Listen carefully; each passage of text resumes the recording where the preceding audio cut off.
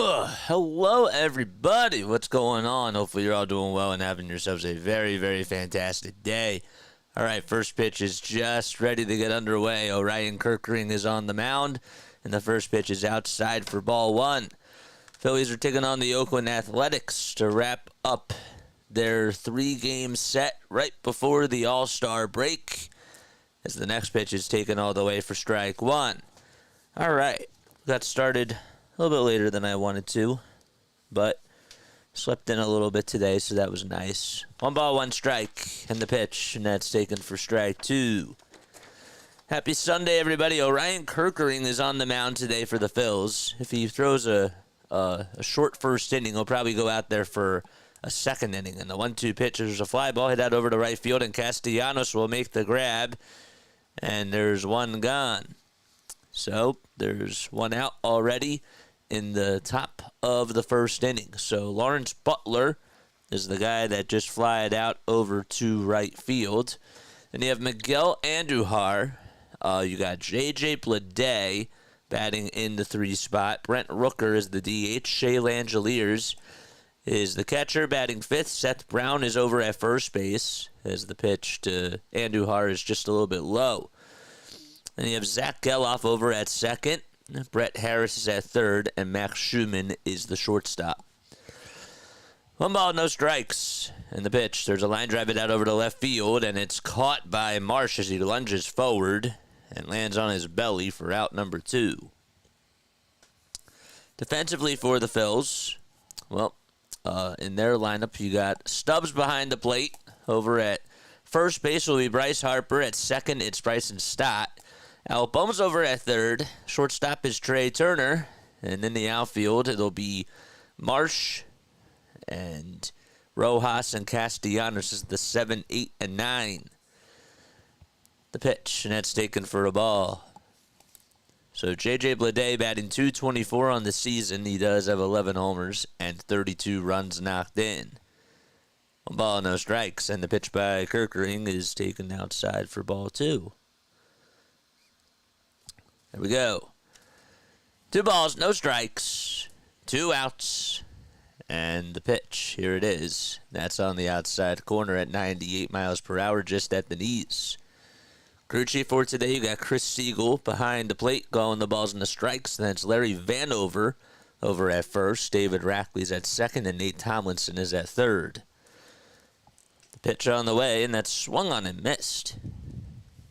Good fastball thrown by Kirkering. 2 outs, top of the first. Nobody on. Butler and Andujar both lined out into the outfield. Here's the 2-2 on the way. There's a ground ball rolled over towards the first base side. Harper has it, and he tags the bag and beats Bleday to the race. 1-2-3 first by Orion Kirkering. And the Phillies will have their top of the lineup coming up when we return to action. All right, what's going on here? What is going on over here? There we go. What's up, everybody? Final score predictions. Make sure that you comment them down below. Hopefully you're all doing well and having yourselves a very fantastic day.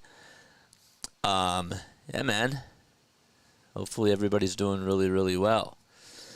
Phillies lineup will look just like this. It'll be Kyle Schwarber DHing.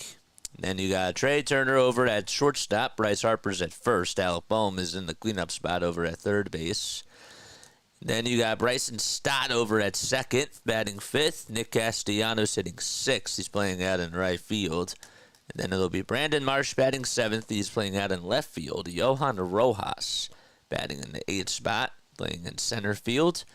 Then it'll be Garrett Stubbs, who's catching behind the plate, and they'll be batting in the 9 spot. On the bump for the Oakland Athletics will be Joey Estes. Joey Estes. Make sure I'm saying that correct. He has a 5.53 ERA and a 3-4 record, along with 44 strikeouts. Just 22 years old, from Palmdale, California. 6'2", weighs 190 pounds as well. This is his second full season with the Well, actually, it's his first full season, but it's his second season with the Oakland Athletics. So far this year, 44 strikeouts in 57 innings, 56 hits allowed, and 35 earned runs allowed as well. Nice sold-out crowd at the bank today. Not one seat empty in the house. And Schwarber will lead things off in the bottom of the first for the Phils. DH in today. Joey Estes winds up and delivers and throws a 93-mile-per-hour pitch that just lands up at the knees for strike one. Athletics are in their gray tops, gray bottoms with the dark green letters and yellow outlines on the front and the back, along with the numbers. The 0-1, and that's fouled away. Kyle Schwarber hitting .252, has 19 homers and 54 RBI as well, just on the season. The ball is 2 strikes, and the pitch to Schwarber. He tried to dodge out of the way of that one. It was inside and low. Phillies are 62-33, have a 37-15 record at home, and they were able to win last night 11-5. Michael Mercado is warming up in the Phillies bullpen. He'll probably pitch the second. The 1-2 on the way, swing and a miss, and Schwarber strikes out, and there's one gone. So that's going to bring up Trey Turner to the plate, who's hitting .343 and playing over at shortstop. Trey in yesterday's game was able to go 2 for 5 with a homer and 2 RBI. He has 3 homers in his last 5 games, and so far 7 homers in the month of July. The pitch taken for a strike. It's a sweeper at 76. You're going to see, obviously you're going to see the fastball by Estes, but you'll also see curveballs and some sweepers and some more off-speed stuff in there as well. The 4-seamer comes in at 92, and the pitch is fouled back. This is start number 12 for Joey Estes. And again, please correct me if I'm saying that wrong. The ball is 2 strikes, and the next pitch is low and outside for a ball. What are your final score predictions? Comment them down below. Make sure that you do that. I'm going to go with 7 to... I don't know why I like 7.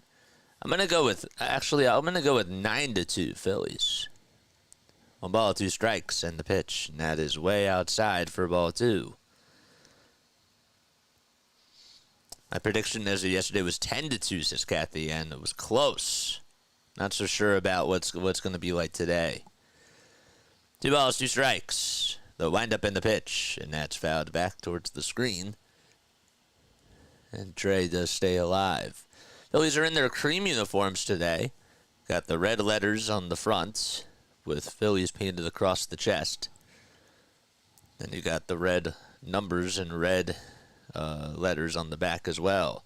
2-2 on the way. Swung on, smoked out to left field. It's going back towards the track. Goodbye, baseball. 1-0 Phils, and Trey Turner does it again. The July just continues to get red hot for Trey.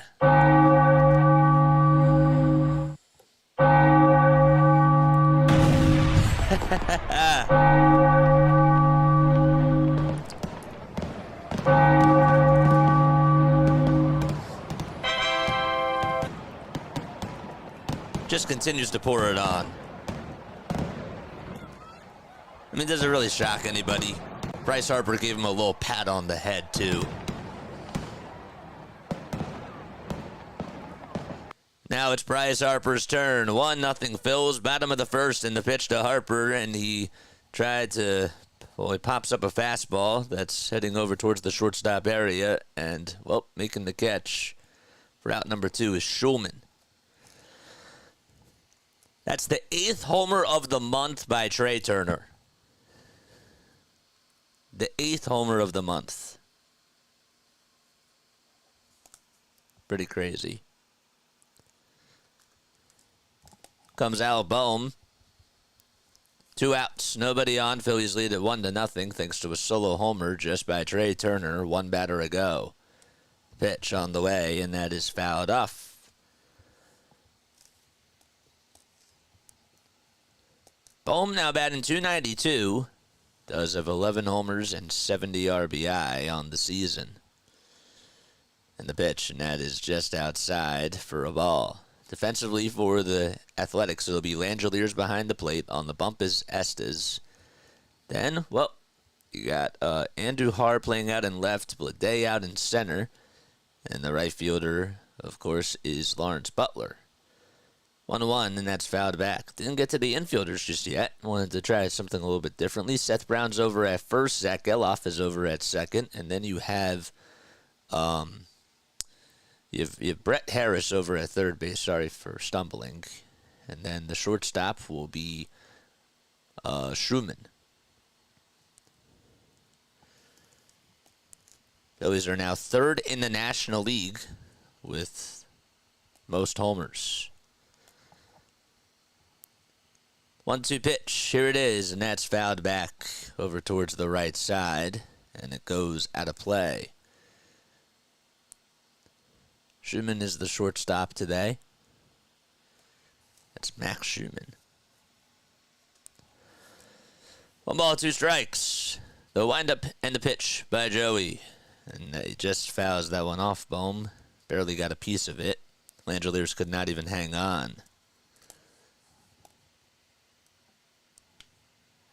So 5 total pitches in this at-bat so far.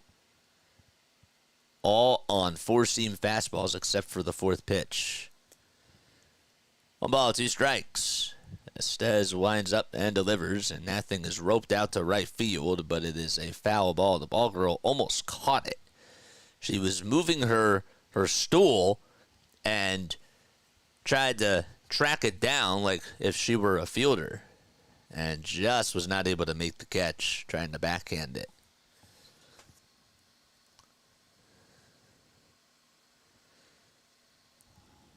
One ball, 2 strikes.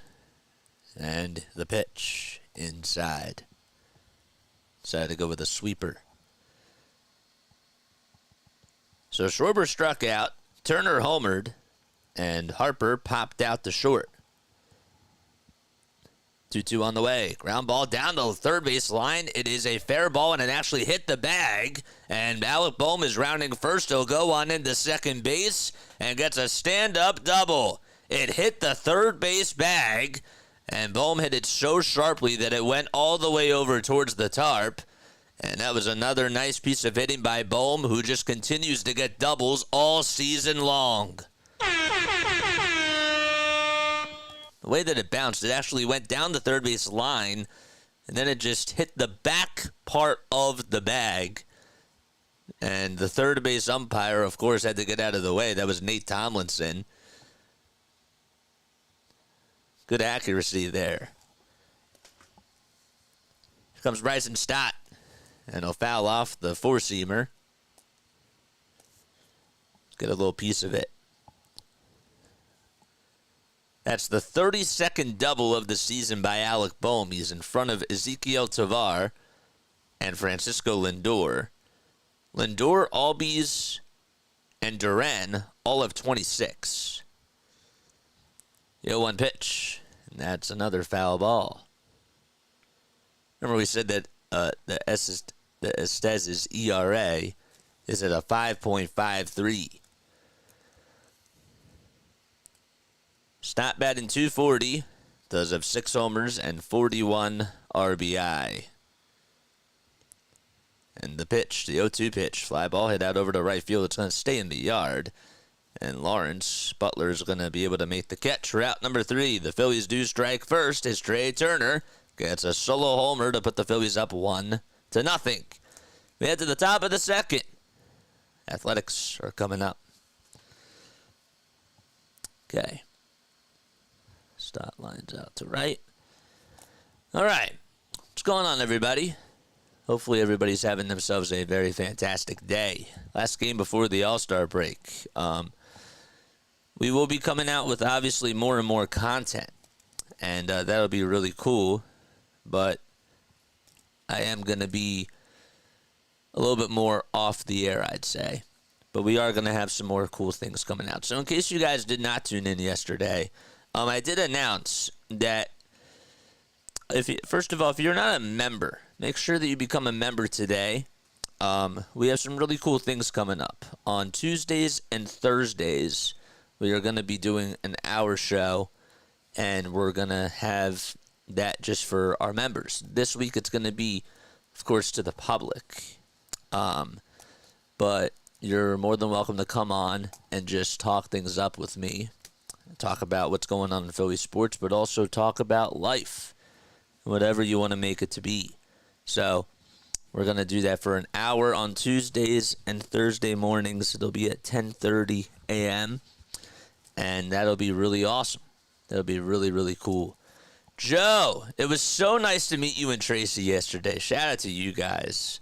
Thank you so much for stopping me and for recognizing me, obviously. That was really cool. Put a big smile on my face. JJ, great job as always. Awesome that me and my wife got to bump into you yesterday. Yeah, man, that was really nice. That put a smile on my face. That was really cool. I hope you guys had a really good time at the game. These vacations are needed. Hope it's great. Yes, vacations are needed. I hope you have a good vacation, 3-3 step. Here comes Michael Mercado, who's going to go out there to pitch the second inning. So Orion Kirkering threw the first. The 1-1, no strike pitch, and that should have been called a strike. But that's taken just a little bit up high for ball 2. Mercado has a 7.04 ERA. And the pitch, that is way outside for ball 3. Brent Rooker's at the plate. He's in 287. Also has 19 homers and 57 RBI. The 3-0 pitch, a 96-mile-per-hour heater taken for strike 1. Rooker's DHing today. Shea Langeliers waits in the on-deck circle. 3-1 delivery, high for ball 4. That's the first base runner allowed today by the Phillies. Mercado did not have a good outing his last time out. Ended up just lasting 1 2/3. Gave up 5 earned runs, including 3 homers, 3 walks, and 1 strikeout.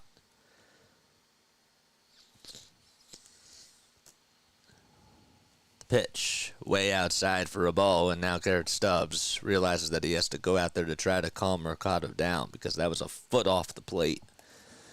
I mean, you want to see him try to have a bounce back performance. He just did not have his stuff. And remember, on Sunday, that was when he last pitched, he walked the bases loaded in the first inning.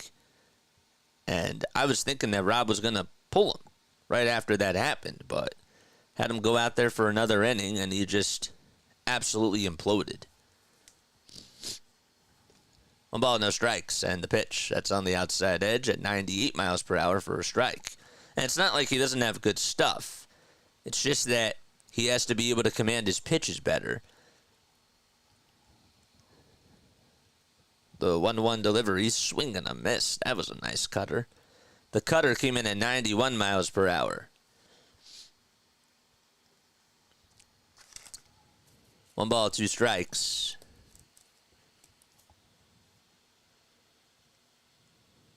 Mercado's 25 years old. He's 6'4",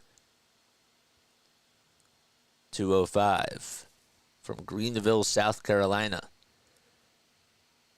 He winds up, kicks, steals, and it's just outside.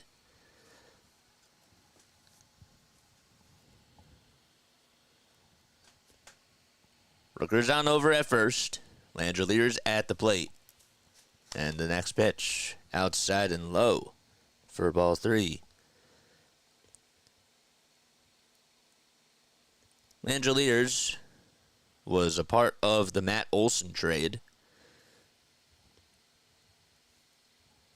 The 3-2 on the way, swing and a miss, and Mercado gets a strikeout here in the top of the second.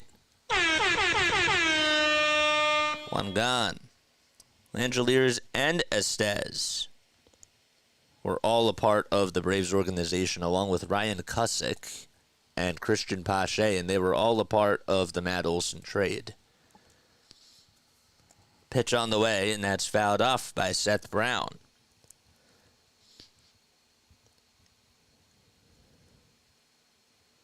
Phillies lead at 1-0 thanks to a solo homer by Trey Turner in the bottom of the first. It's his third homer in his last 5 games and his 7th of the month. The count is now 1-1. I think that this will be the last time that the Oakland Athletics play the Phillies. 1-1 pitch. It's popped up, hit out over towards shallow left field. Marsh is on the run. He calls off Trey Turner, and he'll make the catch, and Marsh gives him a little underhanded toss for out number 2.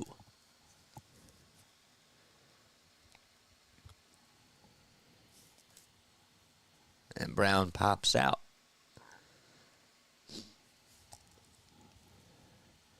What are you guys doing during the break? Let us know down below. Pitch on the way. Check swing. Did he go? And first base umpire says no.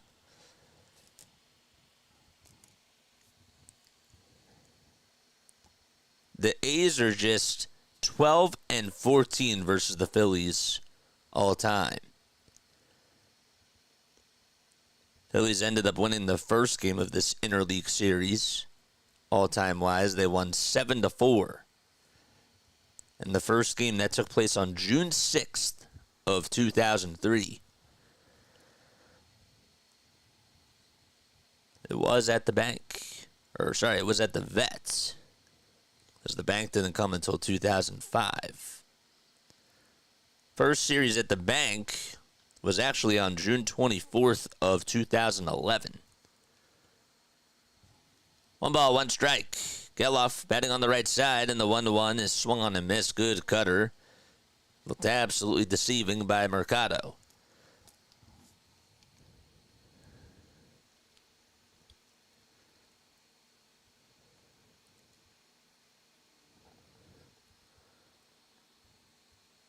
One ball, 2 strikes, and the next pitch, and that's swung on and missed, and there is another strikeout to end the inning by Michael Mercado. And, well, we go to the bottom of the second. The Phillies do lead it 1-0. And actually, scratch what I said before. The Phillies actually lost the first game of the series, of their franchise series, I'd say. They lost 7-4. Who pitched that game? I'm trying to see. Miguel Tejada went off in that game. Placido Polanco actually hit a homer. Huh. Who ended up pitching, though? Barry Zito ended up pitching for the Oakland Athletics. And for the Phillies, it was Brett Myers. Just had 2 strikeouts in those 4 innings. All right. Make sure you guys like and subscribe and hit the notification bell icons, and that way you'll know when we go live. Go live for Phillies baseball, Eagles football, and Sixers basketball as well. Yep.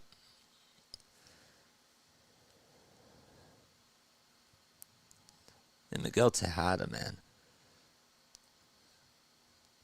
That's a blast from the past.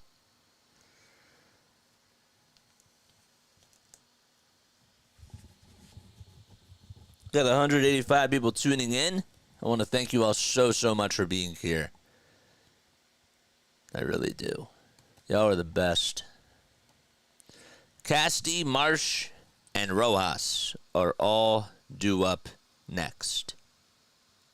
Casti, Marsh, Rojas, and then it's Stubbs.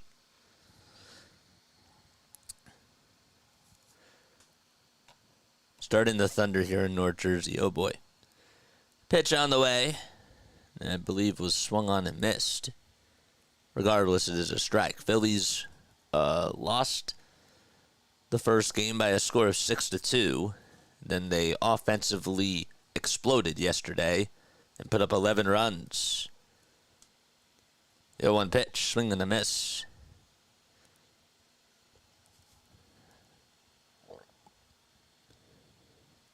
Oakland is 14-36 on the road.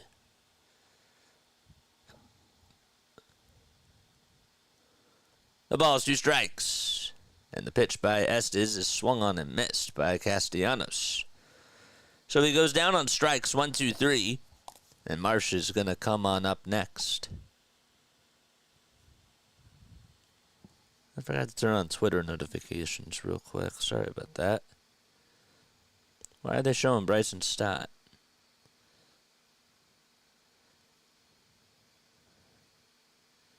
I don't know why. First pitch to Marsh. He'll pop it up out over towards shallow left field. Going to be a tough play, but Schumann calls everyone off, and I'll make the grab for the second out of the inning.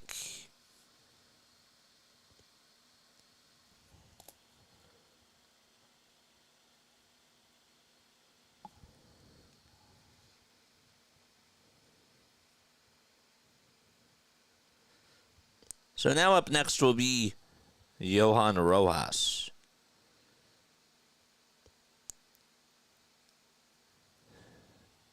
Two outs, nobody on, and the pitch to Johan is taken for a strike.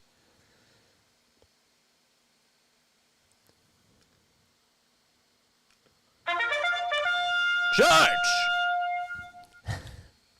Never know when I'm going to do that. It's great.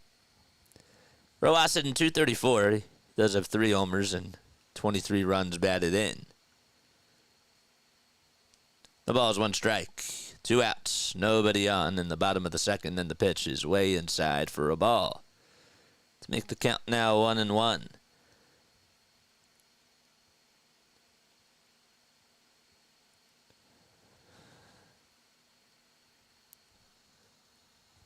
The 1-1 offering is taken on the inside corner at 90 miles per hour for strike 2. Last time that the Athletics won a division title was back in 2020. They were also a wild card team back in 2019. 1-2, it's a chopper, hit over to shortstop, and the throw over to first by Schumann is in plenty of time, and the Phillies go down in order 1, 2, 3. Head to the top of the third. Harris, Schumann, and Butler are coming up for the A's.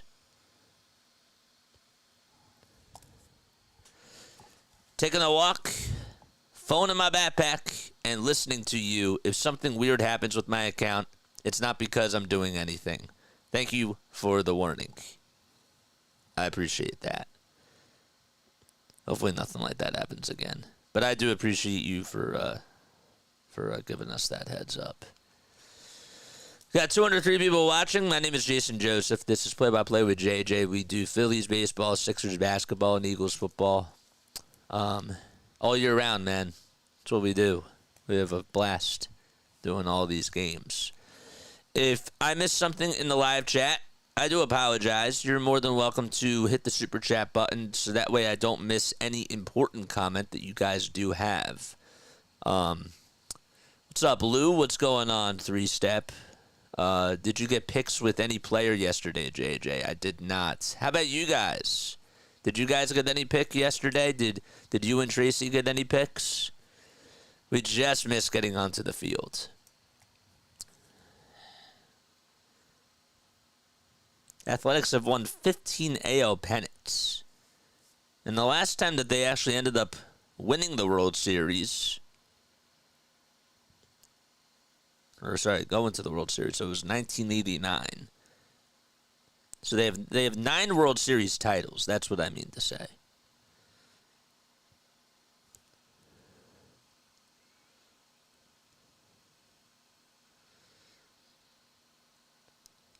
Last World Series win was in 1989. Top of the third. The pitch by Mercado is up high for a ball. Guys ever see the movie Moneyball? It's a very good movie. Talks a lot about Billy Beane and the Oakland Athletics. And Billy, by the way, now is 62 years old. Still is a front office executive for the Athletics. And he's the senior advisor to John Fisher, who's the owner. 1-1. That was way up high and inside, and Harris had to look out for that pitch and duck. Nearly hit him on the elbow.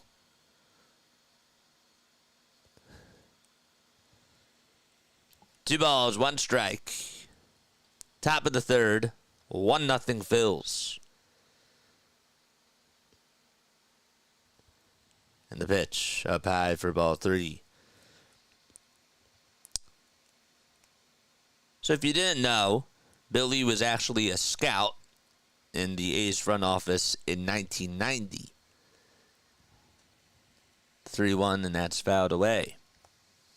Then it was he became the GM in 97 of the Oakland Athletics and was promoted to executive vice president right after the 2015 season. 3-2 pitch on the way. Fly ball hit out over to left field. Marsh will track it down and they'll make the catch. And there's one gone in the top of the third. So fly out over to left. That's how we get the out recorded.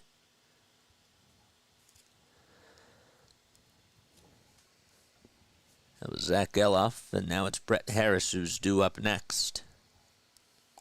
Pitch on the way, and that's taken for a strike at 97 miles per hour.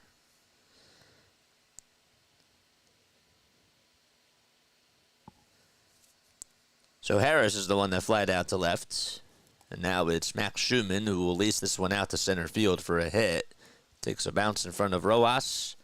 That's the first hit today by the A's. And then we flip back to the top of the lineup.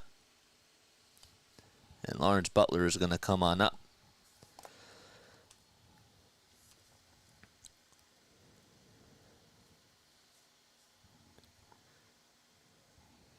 One out, top of the third, and the runner over at first. And the pitch is inside for a ball. The GM now is David Frost. He is the Athletics GM right now. Pitch on the way. That is swung on and missed. And Frost is 74 years old.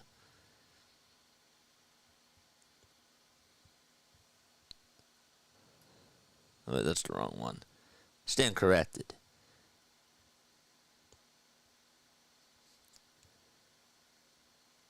Frost is actually 48. Just thinking of the journalist David Frost. But he actually passed away. The 1-1 pitch. It's outside and high, and the throw over to second base is in time by Garrett Stubbs. What a nice play by Stubbs behind the plate as he gets claps from the fans, and there's two gone in the top of the third. Nice play. Reaction time was great. He knew that the runner was going to jump on over to second base, and Schumann was out like a dead fish. 2 outs, and the 2-1 is fouled away at 96 miles per hour.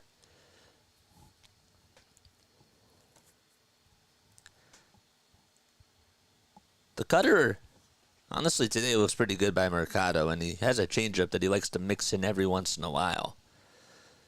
2-2. That was a foul ball. Just got a little piece of Garrett Stubbs, and he wants to get up and shake things off.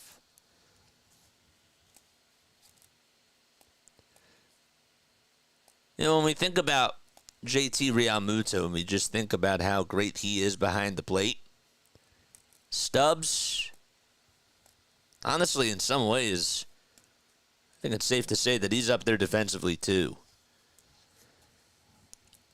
2 balls, 2 strikes. And the next pitch is a line drive foul ball into the left field corner.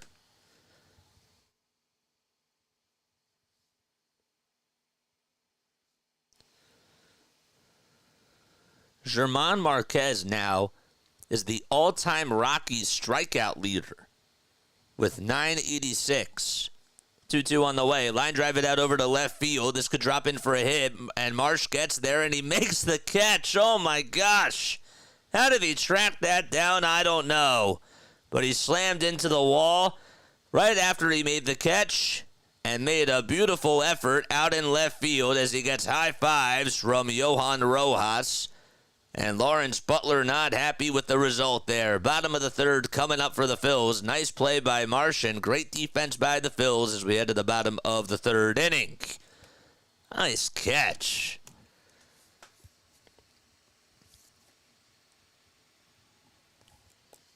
You know, he sort of picked up his speed, too, as it was coming over towards the chest area. He had to run diagonally towards the backside of the left field wall. And he made the open-handed catch. Didn't even have to catch it below the belt. It was just right at the chest. That was awesome. All right, bottom of the third coming up for the Phils. So Marquez now with 986 career strikeouts for the Rockies. That's the most in their all-time history.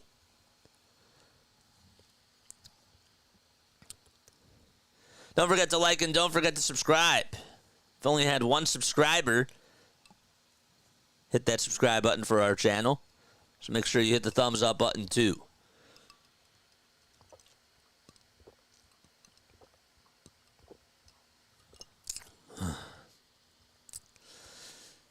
Yeah, the membership links are in the descriptions down below. Where is my membership link? No, I guess I didn't provide that in this description, right? Didn't I? I thought I did. Huh, I'll have to re-pull that up. I don't know what JT means, Jacob Taylor. That's what it stands for. That line for picks was insane, JJ. It was. We just missed it. People got there at like 7 a.m. I got there at around 10, but I didn't think that. I thought that it was going to be, by the time it was like 1 o'clock, the line wasn't really pat, so I thought I was good till like 1:30. The ball is 1 strike to Garrett Stubbs, and the pitch. Fly ball, out over to right field, and Butler will catch the can of corn for the first out of the inning.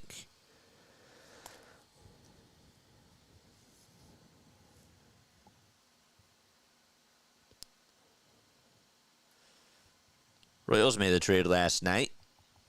Ended up getting Hunter Harvey from the Washington Nationals.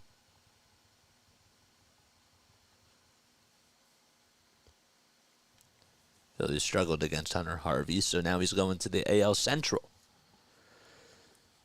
Pitch on the way. That's outside for ball 1.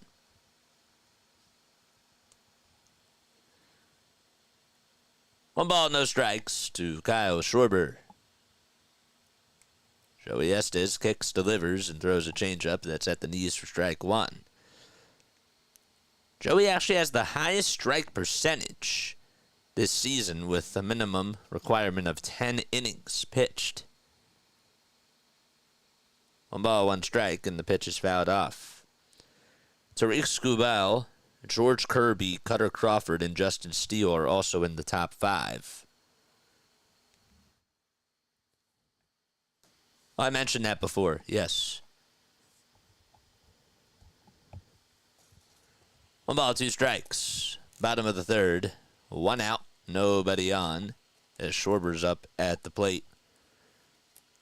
And the 1-2 on the way. Fouled off. And we'll do it again.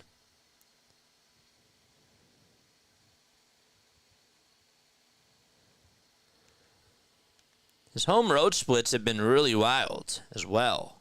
He has a 9.10 ERA on the road and a 1.41 or a 1.91 ERA at home. The pitch, and that's low for ball 2. Opponents are batting 182 against Joey at home, and they're hitting 314 against him on the road as well. 2-2 on the way, and Estes thought that maybe he got Kyle Schwarber there, but home plate umpire says nope, it was inside.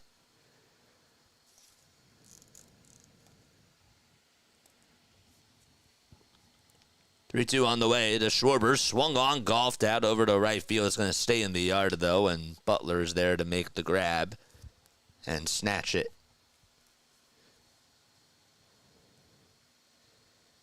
Two flyouts to right, and Trey Turner, who got the offense started in the bottom of the first with a solo homer, is up next. 11 homers on the season and 32 RBI by Trey.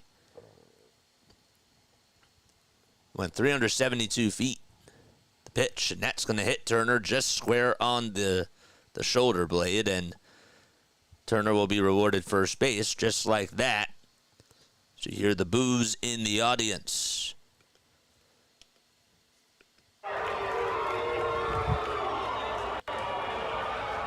It wasn't intentional, though.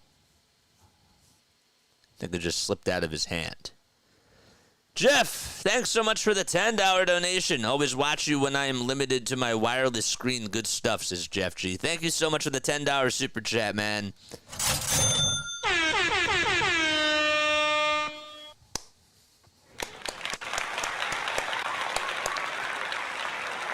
Thank you so much, dude. Appreciate it. It was really nice. Comes Bryce Harper wearing the Fanatic green batting gloves. The first pitch to Bryce, he takes it just outside for ball 1.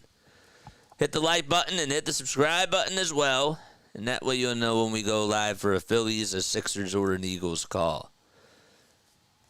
1 ball, no strikes to Harper. It's in the batter's box. And the pitch, and that is a violent swing that is swung on and fouled. The only team that Harper hadn't homered against coming into the series was against the Oakland Athletics, but he ended up changing that narrative yesterday by hitting a home run. It's a part of the 11 runs the Phillies were able to score yesterday. 1 ball, 1 strike. Turner leads off over at first, and he'll dive back in without a tag. Tyler Phillips pitched really well yesterday. 6 innings pitched, 4 earned runs, 5 strikeouts.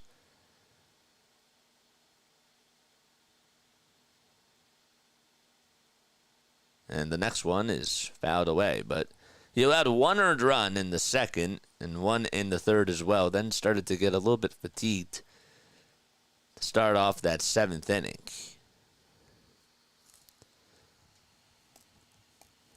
1-2 is the count.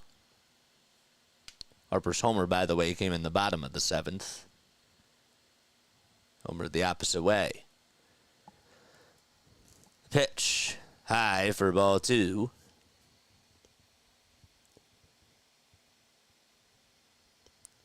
Apparently Schmidt is convinced that that was on purpose, the Trey Turner hit by pitch. I didn't think it was. 2-2 pitch. That's up high and inside for ball 3. And it's a full count now to Harper. Charge! Bohm up next. 2 outs. Turner over at first. He got on via hit by pitch. And the 3-2 pitch on the way is popped up, and it's going to find the seats over the third base dugout. Showing the home run of yesterday's game. He was able to rope out to left field. Phillies won that game 11-5. Full count to Bryce Harper. Estes with the payoff pitch. And it's just inside. Good eye by Harper. That's going to put runners over at first and second base. And the Phillies have a little rally cooking. And Alec Bohm is coming up to bat. 8 balls and 9 strikes in this inning by Joey Estes. Charge! Mitch Spence did get the loss yesterday. He just went 3 2/3 for Oakland and allowed 6 earned runs and also surrendered 5 walks as well.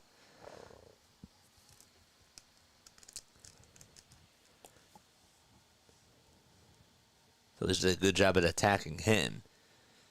And the offense started off on the Castellanos 2-run homer. Bottom of the third, tying run over at second, and that's Trey Turner. And Bryce Harper on over at first base. And Bohm has gotten runs left and right with runners in scoring position, looking to add on to his resume. 70 RBI on the season for Alec. And the pitch to Bohm will pop it up, but it'll go out of play towards the first base side. Harper walk, 5th walk this series, says Jason Hess. Thanks so much for the $2 donation. Bohm batting .341 with 2 outs and with runners in scoring position, and there's 3 homers and 27 RBI. The pitch on the outside corner for strike 2, and it's an 0-2 count now.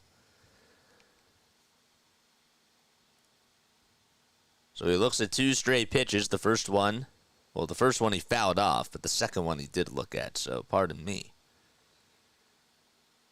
The 0-2 on the way. Fly ball hit out over to right field, and Butler is there to track it down and make the catch for out number 3. Bohm hit it really well, just right at Lawrence Butler, and the inning is over. Phillies threatened. They had some traffic on the bases, but they can't get anything to go. And we head to the top of the 4th. It's 1-0 still. Philadelphia Phillies lead it. Now, the last time that Bohm had an RBI was on July 3rd. So it's been 9 straight games. This would be 10th that he would be RBI-less.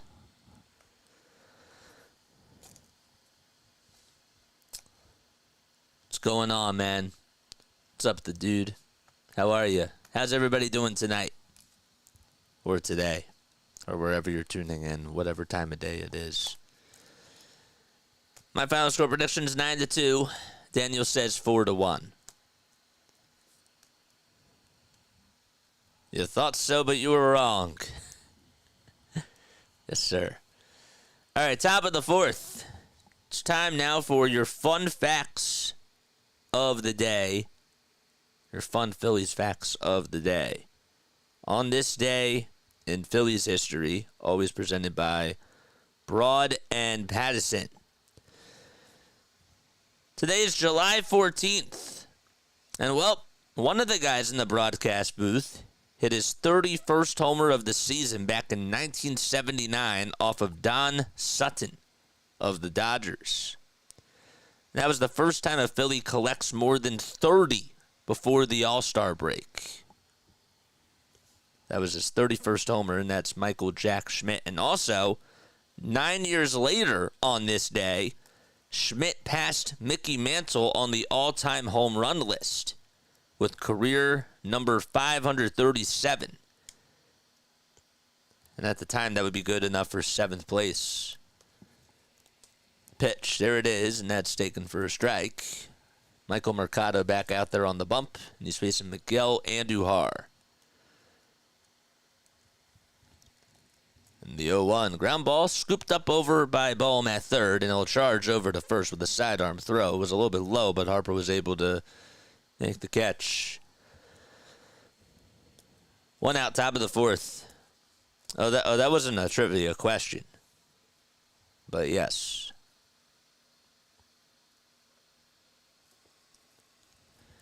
So Andujar grounds out. And there's 1 away. Now it's J.J. Bleday's turn. Pitch to Bleday is taken for a strike.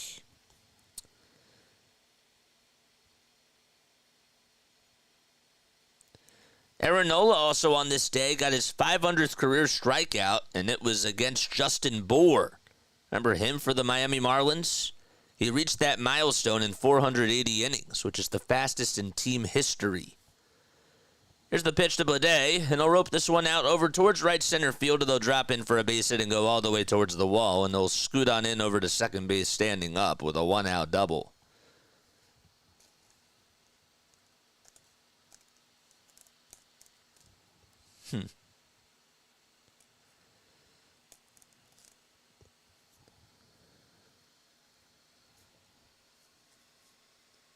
So Bleday gets a one-out double out to right center. And up to bat now is Brent Rooker. Takes a ball just outside.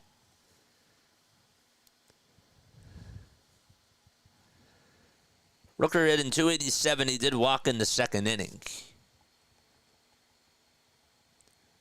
And he'll take the 1-0 just on the outside corner. It looks a little bit outside, not going to lie.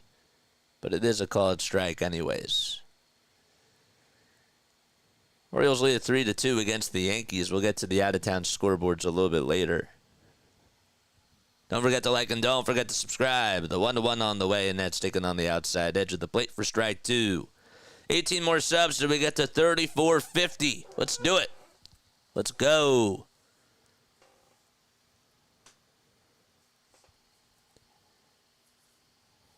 Keep it PG. That's all we ask. 1-2 pitch, and it was sort of backhanded by Stubbs, but it dropped out of the glove. It's low for ball 2.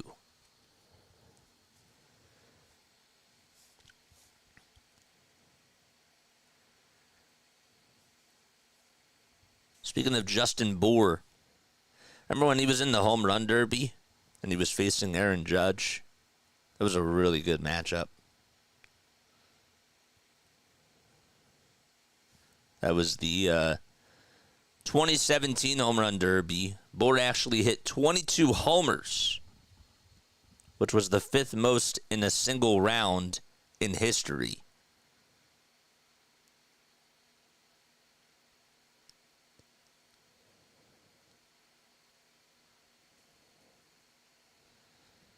Next pitch. It's now a 3-2 count. 22 is not enough. 3 balls, 2 strikes to Brent Rooker.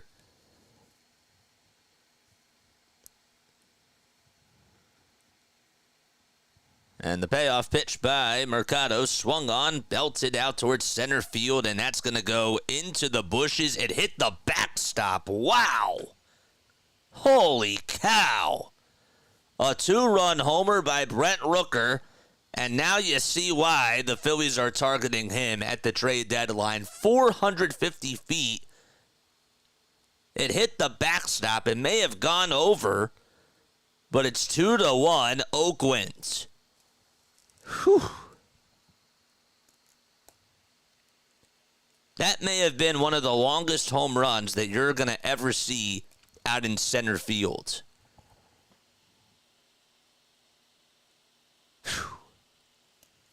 And it's 2-1.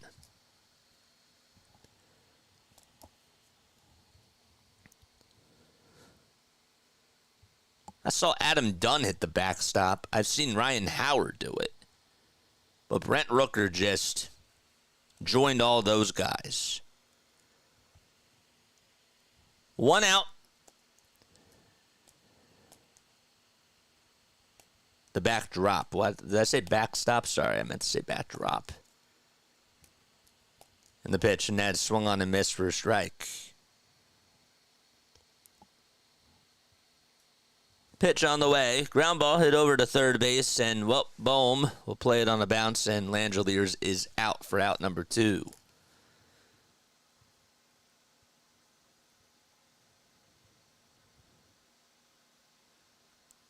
The estimated distance was 450 feet. It cleared the batter's eye in center field.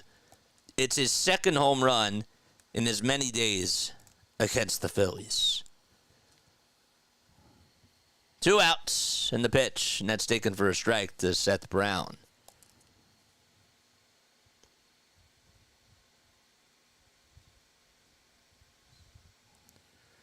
A ball is one strike, and the next pitch is taken for strike 2.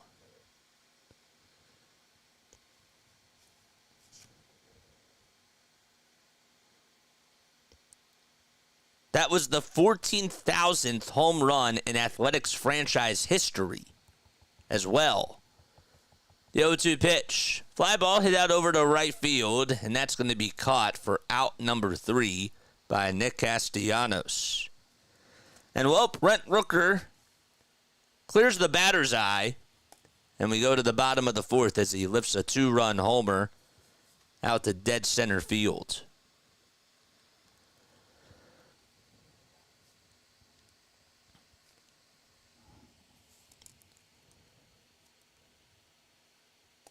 Rooker in this series so far is 6 for 11 with 2 homers, a double, and 4 RBI. That was his 20th homer of the season. And again, we just mentioned this, the 14,000th home run in Athletics franchise history.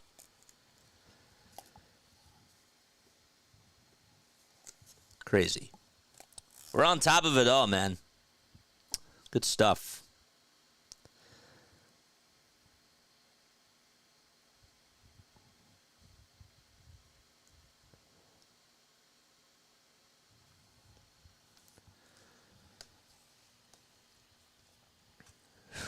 Go watch the highlights of that.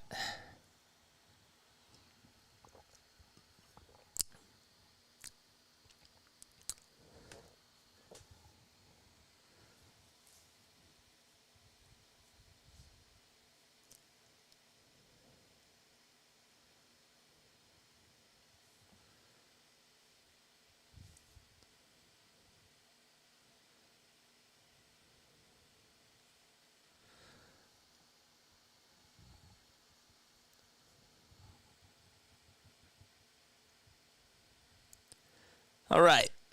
Well, we go to the bottom of the 4th inning. Phillies are down 2-1, thanks to a 450-foot homer by Brent Rooker.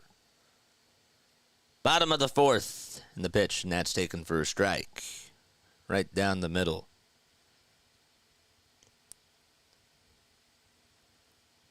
So Bryson Stott's up to bat. So for one, he fly it out.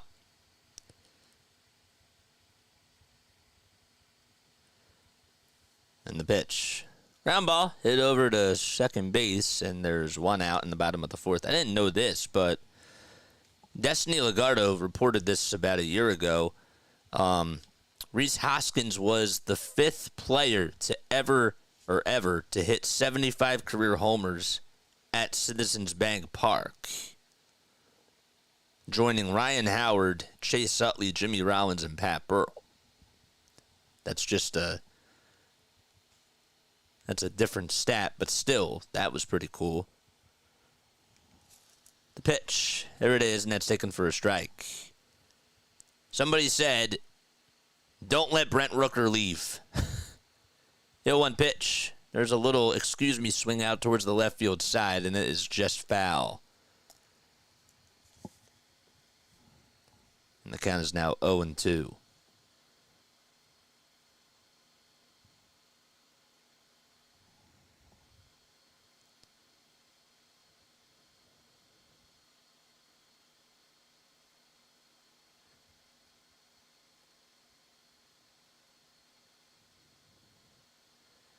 Adam Dunn's home run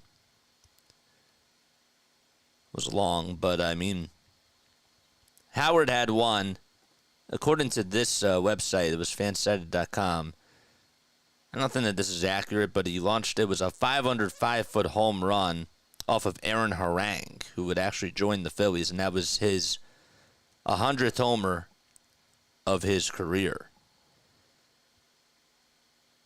That was reported to be the longest home run at the stadium ever. The pitch, and well, there's a strikeout. But Castellanos, now it's Brandon Marsh who comes up. And the first pitch, it's lifted out over to left field. It's not that deep, it's playable. And Miguel Andujar gets under it to make the catch And the inning is over. We go to the top of the fifth. It's 2-1 A's. Geloff, Harris, and Schumann are due up in the order. That's 7, 8, and 9.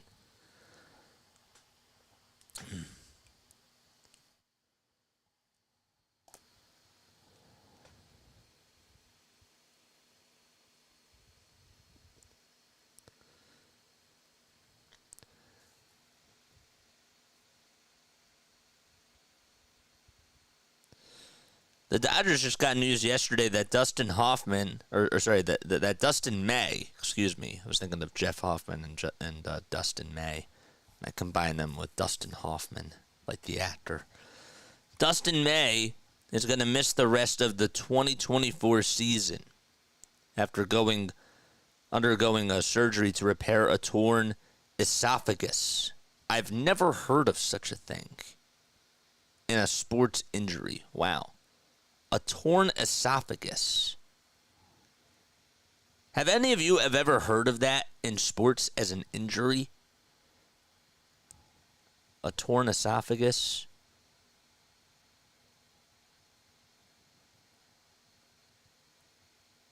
How does that happen? I've seen like some really bizarre injuries, but a torn esophagus.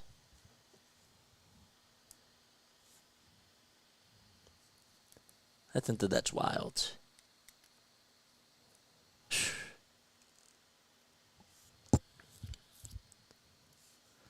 As long as they get Rooker and Miller, they'll have the last laugh, says Spurger. Did you see that 450-foot homer, my guy? In football, I've heard of it, but that's really bizarre.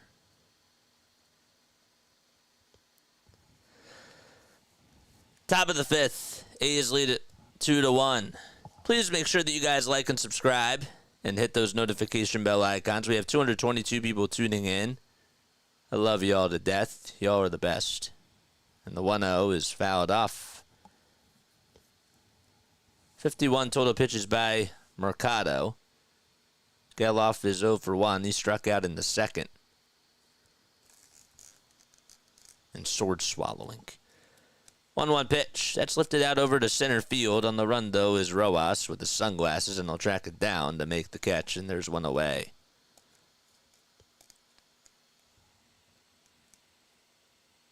It's the fifth inning.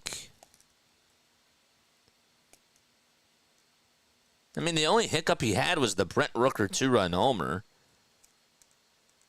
Not saying that he's been perfect, but pitch on the way, and that is up high for a ball. Here's Brett Harris, who's hitting 169, batting on the right side with 3 homers and 11 runs driven in. He'll try to take a hack at the next pitch, and that is swung on and missed.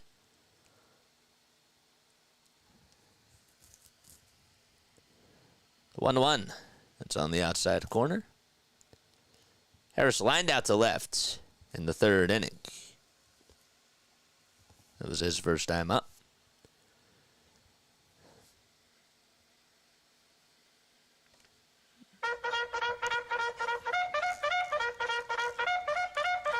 Charge! 1-2 pitch on the way. That's way up high for ball 2.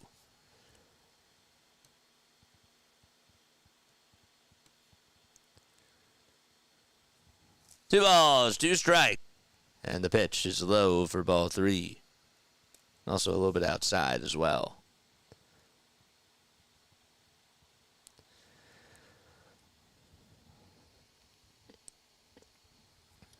Three-two pitch. Inside and high for ball 4. There's a 1-out walk allowed by Mercado.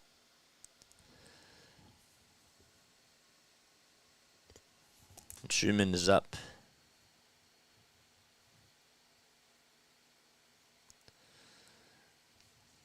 The longest homer at Comerica Park, according to this site, which was, again, like back in 2022, so it's a little bit old. Longest homer there was 467 feet. Here we go, the pitch. Line drive, played on a bounce, and it's going to be hit over to shortstop, and the throw over to second base is just in time. How about the sliding stop by Turner? And a nice play to just throw it over to second base. His stop was covering the bag. I don't know how he got to it, but he did. It was a really, really nice play by Trey, getting on one knee after making a nice little slide and throwing it over to second base. There's a fielder's choice ground out, and we will go back to the top of the order. And it's Lawrence Butler who's due up, and he takes the first pitch way outside for a ball. Martinez, that home run was off of Taijuan Walker when he was on the Mariners back in 2015.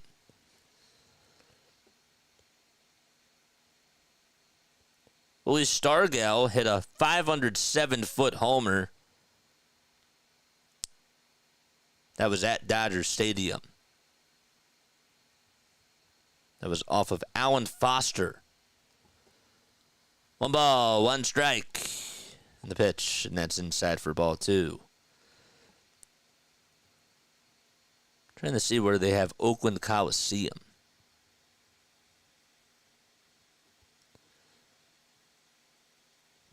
Two balls, 1 strike. The pitch on the way, and that's taken for strike 2.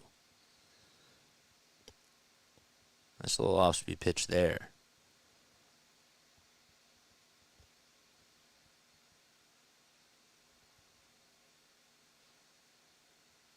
Do they not have the Coliseum on here?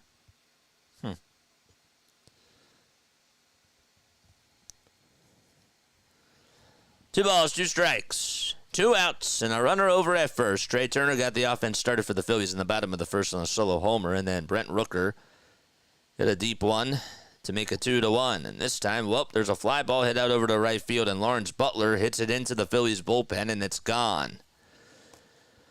Well, Butler gets a 2-run homer, and the A's now lead at 4-1, and that's the second 2-run homer allowed today by Michael Mercado. And he hears it here from the fans. And it's 4-1 Oakland.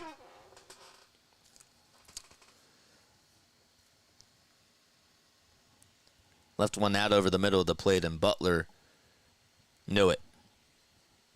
Absolutely knew it. He was hitless before that home run. And him and Schumann celebrate. Now it's Miguel Andujar. Comes up and takes the first pitch just outside. It's a 1-0 count.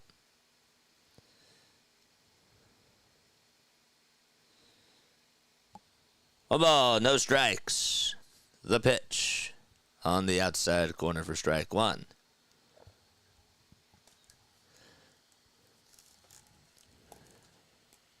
Mercado kicks, delivers, and that ball is hit out over to center field. It'll stay in the yard, though, and Rojas will track it down, and he'll make the catch, and the side is retired. However, Oakland does get 2 more runs on a dinger by Lawrence Butler, and we head to the bottom of the 5th. It's 4-1 Oakland. All right, be right back. I'm going to take a very, very quick step off. Don't go anywhere. Hit the thumbs up button and hit the subscribe button as well. Mod Squad, how are we doing on the likes? Let us know down below.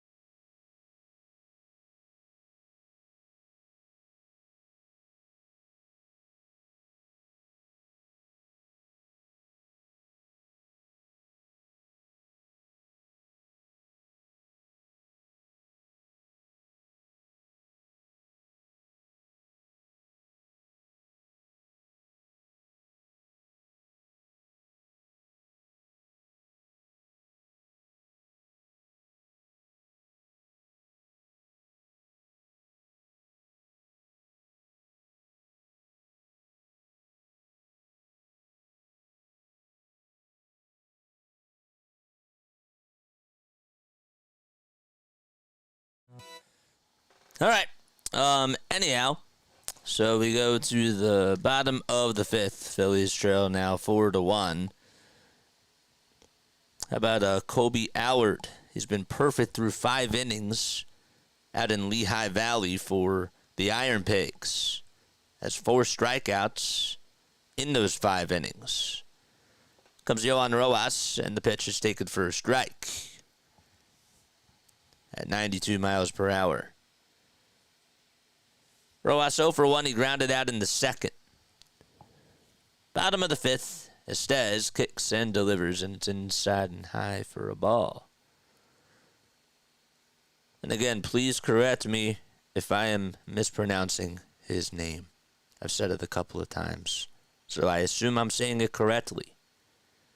If I'm not, I blame y'all. 1-1 pitch, and that is swung on and missed. Should have stuck to a bullpen game. CBS, okay, thank you. Yeah, I'll have to go check out that story. That's really wild. Huh. Thanks for telling us about that.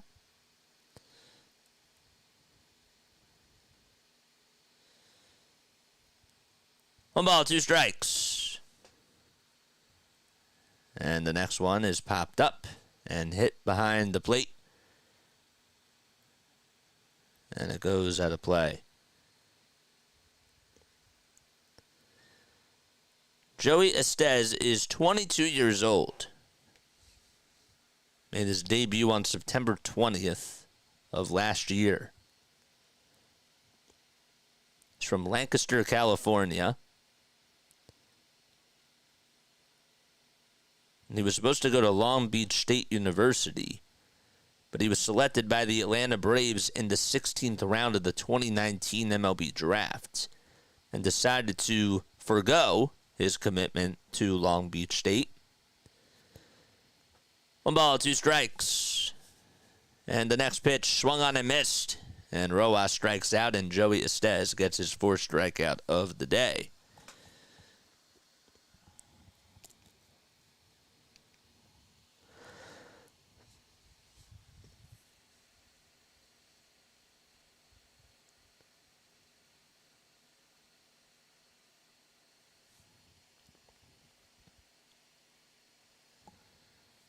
Here comes Garrett Stubbs. And he'll take the first pitch inside to make it a 1-0 count. There's Tyler Phillips, who went 6 innings yesterday, got 5 strikeouts, allowed 4 earned runs on 6 hits and 79 pitches. 1-0 is swung on and missed for strike 1. Cool story about him. Guy that went to Bishop Eustace. Born in 1997. Was drafted by the Rangers in round number 16 of the 2015 draft. The 1-1 is taken for ball 2. 2 balls, 1 strike to Garrett Stubbs. And the next one just misses. Makes it now a 3-1 count.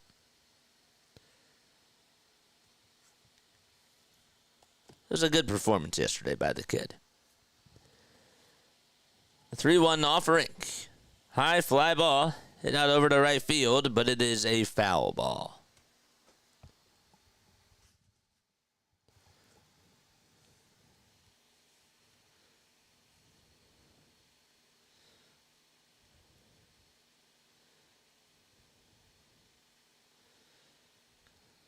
Three-two pitch on the way, and that's scorched, but it is also foul. Over towards the first base side.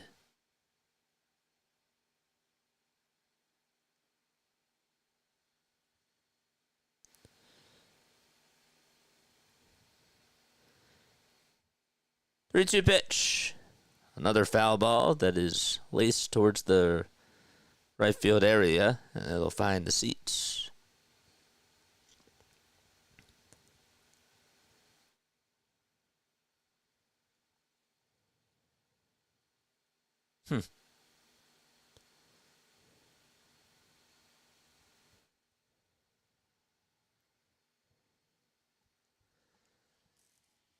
Joey Estes with the payoff pitch. Kicks, delivers. Ground ball towards the right side, and the throw was gobbled up by the second baseman, and the throw over to first was just in time. It was by Zach Geloff, and there's 2 outs.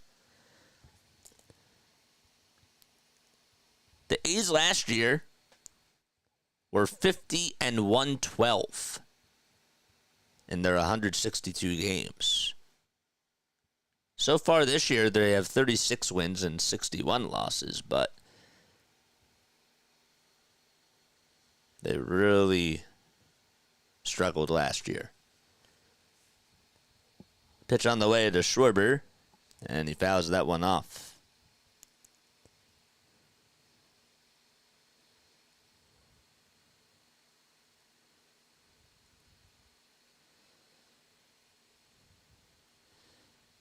Two years ago, they were 60-102.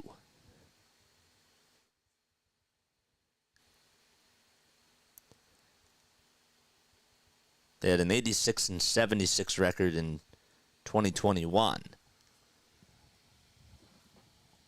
And it just went downhill.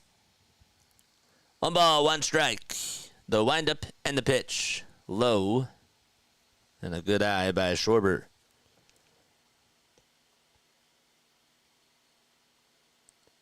Kyle struck out swinging.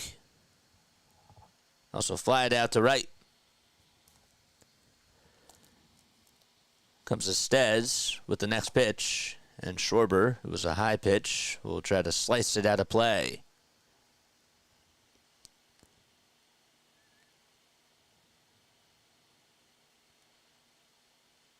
Kyle currently is on an 8-game hitting streak.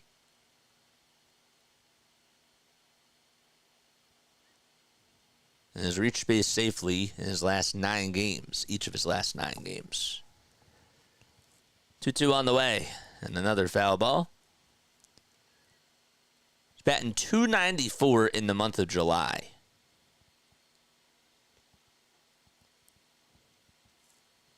It's really good for him. 2-2. 2 seconds left on the pitch clock. Nobody on. Bottom of the 5th. Phillies down 4-1. And the next pitch, and that is a line drive played on the bounce by the second baseman, and the throw over to first is just in time. They shifted him over towards the right side. Geloff had a pretty good play as he scooped it up. And that's going to end the inning. Hot shotted over towards second base on a bounce. And Geloff able to get the third and final out of the inning. Another 1-2-3 inning by Joey Estes. Okay. I'm going to take one more step off real quick. I'll be right back. Don't go anywhere. 208 people tuning in. Make sure you guys like and make sure that you guys subscribe. Mod Squad, how many likes do we have on here? Let us know down below.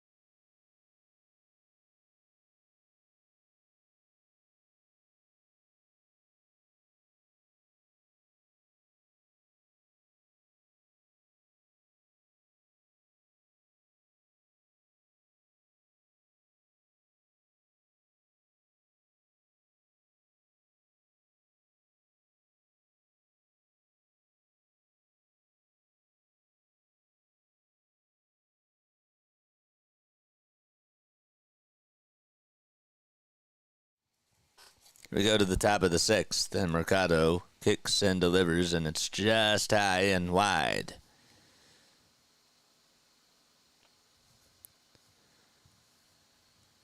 mention that Kobe Allard has a perfect game going in 5 innings for the Lehigh Valley Iron Pigs. 1 ball, 1 strike. And the pitch to Blade is just fouled away.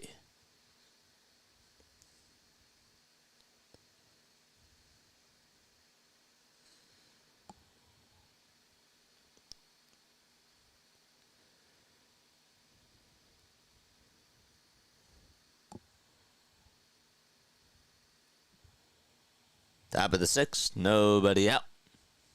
And the pitch, and that is low for ball 2 and outside as well. JJ just batting .224. Also has 11 homers and 32 runs knocked in as well. And he'll foul off the next pitch to just stay alive. He's from Danville, Pennsylvania.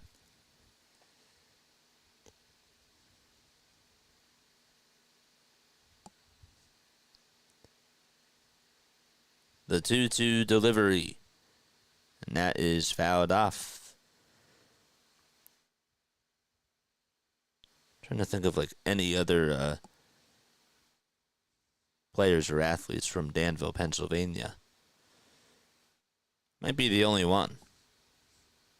The pitch, and that is fouled off. Bill Yerrick was actually from there. Guy that was made his MLB debut back in 1895 for the Boston Beaneaters. That's the only one that I found, though. We'll get on with the walk, though. Here comes Brent Rooker once again. And they'll take the first pitch inside for ball 1. Rooker hit a 2-run homer that ended up clearing the batter's eye out in center field. Went 450 feet. And now time is called, and Garrett Stubbs is going to have a conversation with the infielders and, of course, Mercado himself.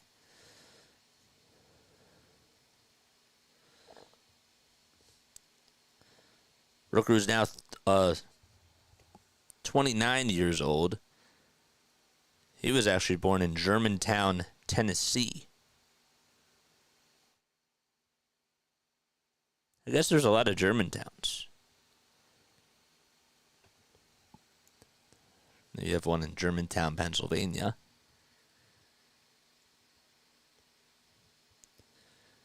.86 hits before today, and a .287 average. He's on a 1-year, $750,000 contract this year. The 1-0 pitch, and that is high for ball 2.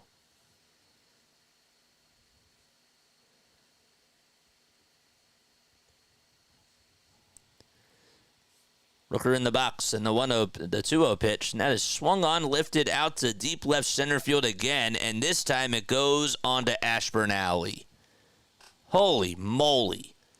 He has just torched these baseballs today. That's his second 2-run homer, and his 21st of the season. That went even further than the other one. 452 feet. And if this is not an audition for coming to Philadelphia, I don't know what is. And that was a meatball right out over the middle of the plate. It went over the Sunside iced tea and vodka sign out in left center. And this is his home run derby. That is ridiculous how far that went. And now, if Rob hasn't seen enough before, he has now. 6-1 Oakland. We're in the top of the 6th. Nobody on, and Sir Anthony Dominguez will come on in for the Phils. I meant to say 9-2 Oakland. No, I'm kidding. Dave's going to have a call after this. Why are they pitching to him? I don't know. Don't ask me. Ask Rob.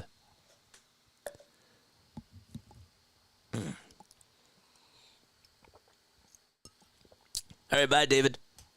Thanks for stopping by. Appreciate it, man. Appreciate it, bro. In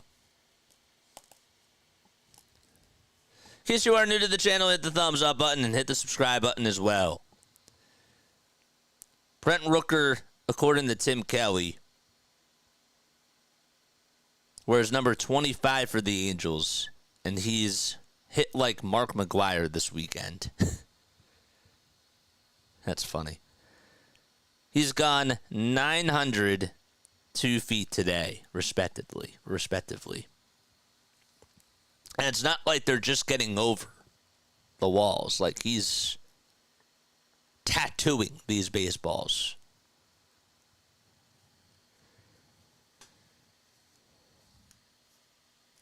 Really, it's just unbelievable.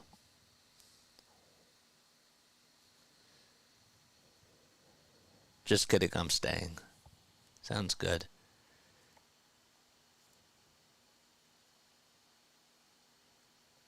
KGB with the sarcasm. Love it. 6-1, top of the sixth. Oakland leads it by 5. 2 hits. 2 of the 5 hits have been on moonshots.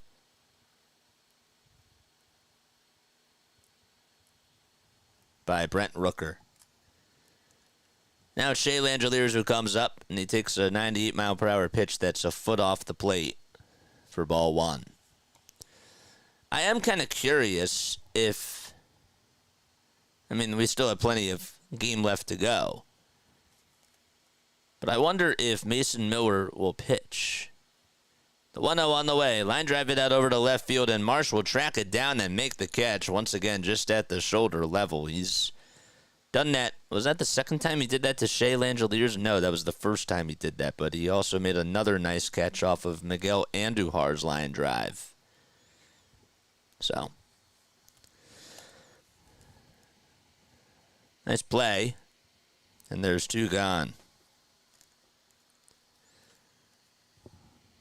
Or 1 out, I should say. It's the second time that he is lined out, though. 1 ball, no strikes, and Seth Brown is going to come on up.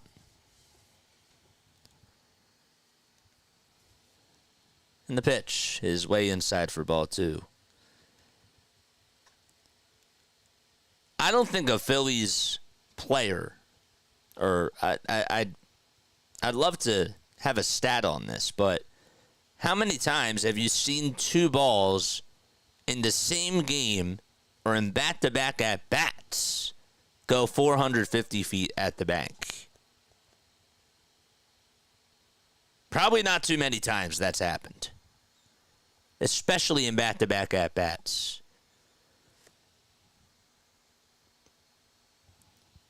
Two-one pitch, and that's low for ball 3. Not at all, Thelma. 3 balls, 1 strike. Dominguez kicks and delivers. And that is golfed out to right field by Seth Brown, and it goes out of here. Literally hit the scoreboard out in right field. And it's just that type of day for Oakland. As Seth Brown gets his 6th homer of the season, and he golfed that thing that went 418 feet.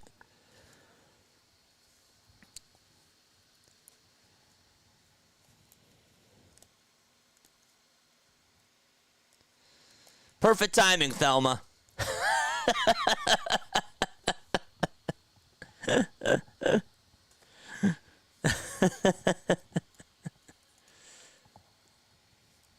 It's crazy. Phillies are getting rocked. And now it's Zach Geloff who will take a pitch up high for a ball.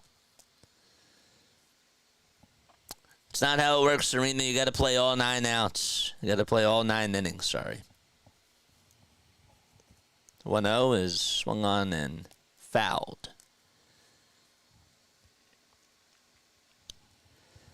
Geloff batting .203, has 11 homers and 30 RBI.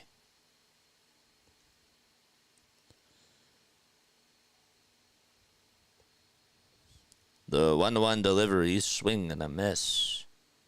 That's going to make it a 1-2 count.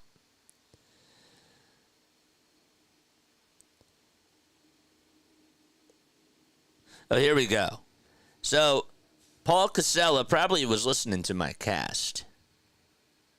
Probably was. 1-2, and that's low for ball 2.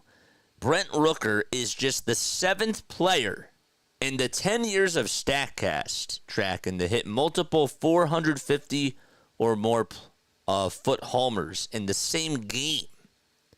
And the two of the previous 6 happened at Coors Field. 2-2 pitch. Fly ball hit out over to left field, and it's caught by Brandon Marsh. So there's 2 outs. So that's not even at-bats. That's just games.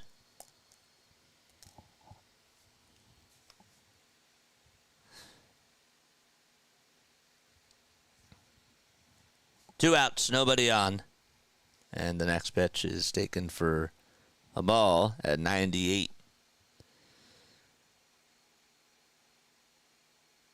Rooker's OPS is now at 943. And he has 61 RBI and 18 doubles.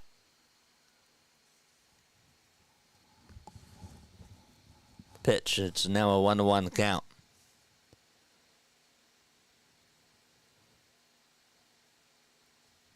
One ball, one strike. The pitch. Ground ball, foul. John Kruk just posted on his Twitter page.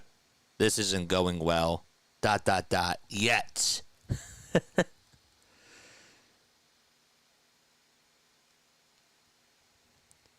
One ball, 2 strikes, and the pitch on the way is low and outside for ball 2. By the way, Cedric Mullins just walked it off for the Orioles. They were down not once, not twice, but 3 times. 2-2 pitch on the way, swing and a miss, and Dominguez does get the strikeout, and the inning is over.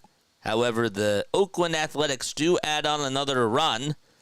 Seth Brown hit a solo homer to make it 7-1. In that ball game, and that game is huge, by the way, for the AL East.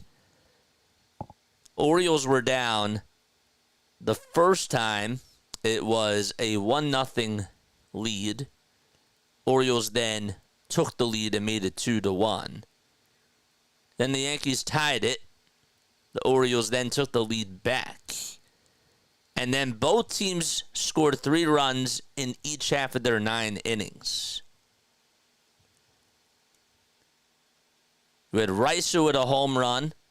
It was a 3-run homer. Mountcastle grounded into an RBI fielder's choice. And then Cedric Mullins was able to get a 2-run walk-off base hit.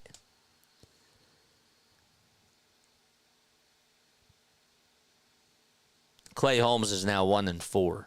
And Kimbrel got the win for them. It's pretty wild. Let's take a look at the out-of-town scores real quick as we go to the bottom of the 6th. Mod Squad, you haven't really been doing your job today. How many likes do we have? I've asked a couple of times. How many likes do we have on here? Let's get those subscriber buttons up as well. We need 16 more subs till we get to 3450. Let's do it. And make sure that you guys donate to the channel as well. Red Sox lead at 4-2 in the top of the 6th against the Royals. We have the Guardians who are down 2-0. The Guardians have been on a little skid lately. They're just 2-3 over their last 5 games. They lost 3 games in a row. 2 of them were to the Tigers, and 1 was to the Rays.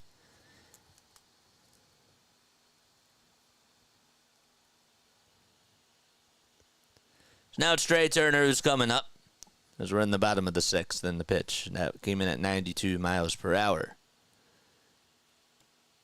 Mets trail 4-3 to the Rockies. We're not even at 100 likes, and we have 176 people tuning in. Come on, guys. Hit the thumbs up button. What are y'all waiting for? The ball is 1 strike, and the pitch, and that's fouled away. I don't like having to say that, hit the thumbs up button, but I guess I got to do that a little bit more. Turner had a solo homer. Also was hit by a pitch as well. Bottom of the 6th. The 0-2 to Trey. And that should have been called a strike, but he gets a little gift there. Was going to bet A's to win today. Would have won a lot, says Mike Hunt. Well, the game's not over, Mike. Play all 27 outs, then talk to me. I say that to everybody. The 1-2 pitch. Ground ball back up the middle for a base hit, and Turner gets on with a leadoff single here in the bottom of the 6th.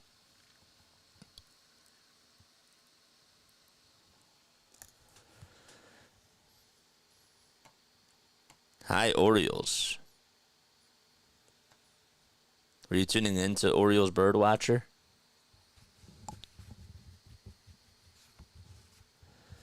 So now it's Bryce Harper's turn. Become a member today by hitting that join button.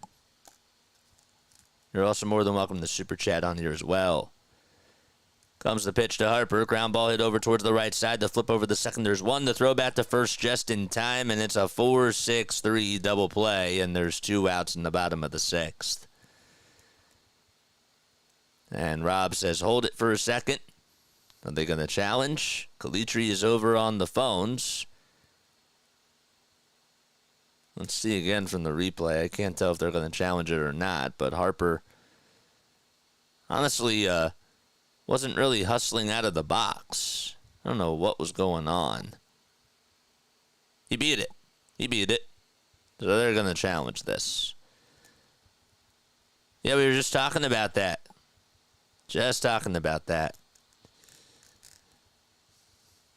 So Harper beats that one out.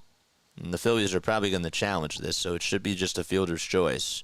Just surprised that he wasn't hustling out of the box. I don't know if something still is going on with the hammy with him or what. But he clearly has not looked like himself. So the call's overturned. Phillies were actually successful on that challenge. Tired of the Yankees always winning. Well, the Yankees didn't win today. And the Yankees, even before today, they didn't win every single game, but they lost 40. 39 coming into today. But I get what you're saying. Alec Bohm is coming up. And the first pitch, it looked a little bit inside, but it's a called strike. Don't forget to hit the thumbs up button. And hit the subscribe button as well. See the bohm emojis. I don't know if we have any bohm emojis in the chat. Come on, man. No balls. 1 strike.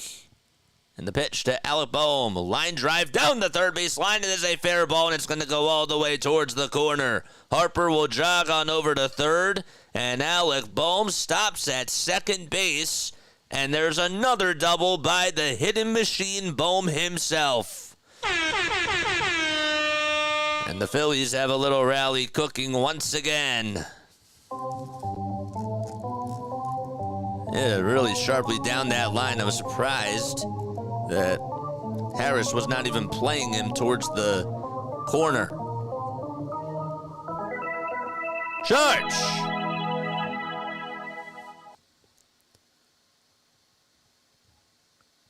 So Harper's over at third, Bohm's at second, and Bryson Stott is up next for the Phils. And Joey Estes throws the pitch, and it's fouled off. Estes still out there, by the way, for the Oakland Athletics. 84 total pitches by him. 216 people on here. Make sure you guys like and subscribe and hit the bell icons. 2 runners on. Basic can make it a 4-run deficit. And the 0-1 pitch. Fly ball hit out over to left field. Harper will tag. The catch is made. And Harper's going to come on in to score. It is a sac fly. It gets away from the third baseman, and it goes down the rail. And Alec Bohm will come on home too. So that's going to go down as a sac fly and an error thrown out in left field. It just went down the stairwell. So that makes it 7-3, Phil. Or 7-3 A's. That certainly does help. So they end up getting 2 runs back out of it.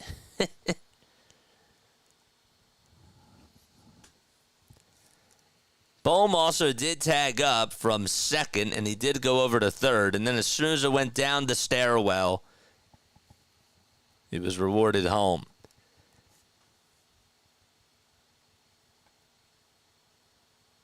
Pitching coach is not like something as he goes out there to talk to Estes. But regardless, it's now 7-3 Oakland. Bottom of the sixth. Phillies are down by 4 now. A sac fly and an error. And McFarland is getting warmed up. That's TJ McFarland. He'll be loosening up in the A's pen. Comes Castellanos, and he takes the first pitch just on the outside edge for strike one. Paying it perfectly just at the knees. The ball is one strike. The windup and the pitch, and it's slapped foul.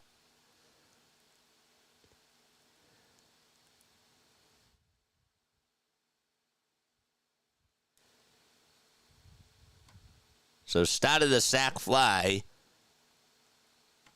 and Bohm scored on the air, made out in left field. Or by Schumann, that is. Because it was cut off, and it was supposed to go to Schumann, and then it just ended up going down the stairwell. 1-2 strikes to Nick Castellanos. The leg kick. And the next pitch, another foul ball by Casti.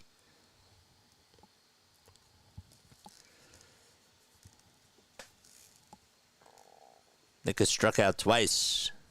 13 homers and 47 RBI for him. And a .234 batting average as well. Here's the 1-2 pitch. And he takes it low and outside for ball 2.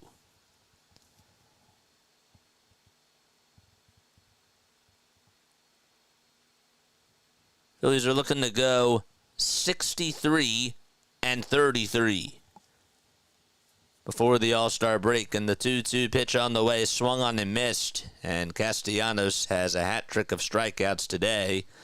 And the side is retired. We head to the top of the seventh. It's 7-3. Oakland, Schumann, Butler, and Andujar are up next.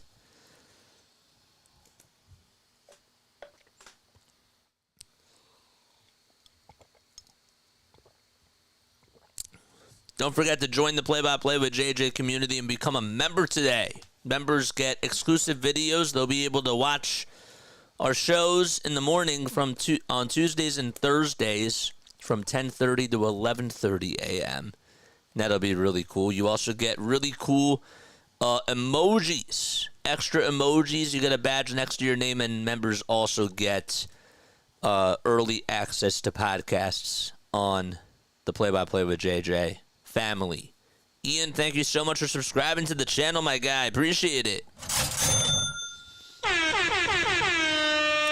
Appreciate that very, very much. 15 more subs till we get to 3,450. It'd be so cool to get to 3,500 right before the All-Star break. Let's do it, guys. If you have not hit the subscribe button, that means we need 65 more of you to help us get to 3,500 before the All-Star break. Let's try to do that today. Let's try to get that done. All you got to do is just press one button. If you really do like this content, I appreciate it. But if you've been on here and you have not subscribed to the channel, what are you waiting for? Can you do it on mobile? Yeah, let me, give me 1 second. Let me drop the link, and we'll do that right now, okay? Join this channel to get access to the perks. So let's, whoops, sorry. There we go, that's better. All right, so here's the link. Join and become a member today. It's $2.99 a month. $2.99 a month. Forgot to mention that. But it's a really good deal, I think. This week, the shows are going to be for free on Tuesdays and Thursdays. But you get some extra access behind the scenes, and it's really cool. Pitch on the way, and that is swung on and missed. Don't forget to like and don't forget to subscribe. The ball is 1 strike, and Schumann will foul the next pitch back.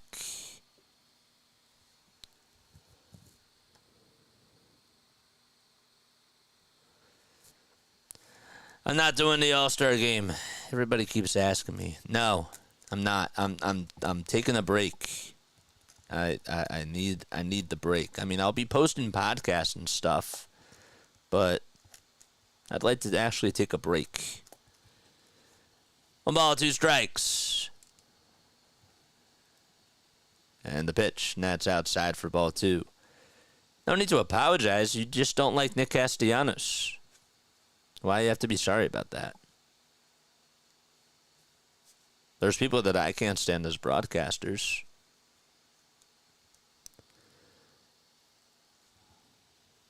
One, two, and that's way outside for ball 2. Max Schumann up at the plate. He's 1 for 2 today. Dominguez kicks and fires. Check swing. Did Schumann go? And they say no over at first base. That will make the count full.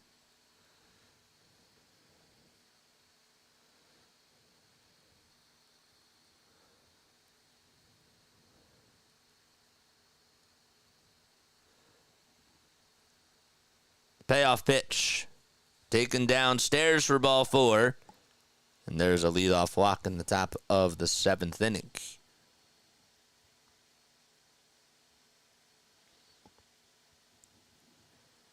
Max Schumann is 27 years old. Ended up signing with the Oakland Athletics after being selected in the 20th round of the 2018 MLB draft.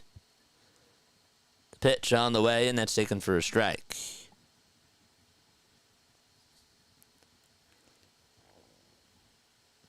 Bohm was selected as the 3rd overall pick of the 2018 draft. 1 ball, 1 strike to Lawrence Butler, who had a 2-run homer back in the 5th inning. That was the 3rd 2-run homer allowed by Michael Mercado. 1 ball, 1 strike, and the pitch by Dominguez. And that is lifted out over to left field. Marsh gives it a look, and it is gone. And just like that, the A's get 2 runs back on an opposite field 2-run homer. The 2nd homer of the game by Lawrence Butler. And how about the 4th 2-run home run today by Oakland?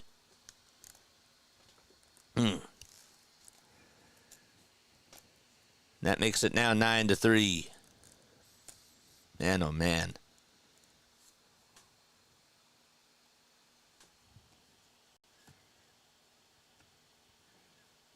Jeez, it just got out of here. Too many home runs by them. Did the park shrink? It's a hitter's friendly ballpark. Pitch on the way, and it's fouled off, but Harper will get it in foul ground. And the catch is made for the first out of the 7th.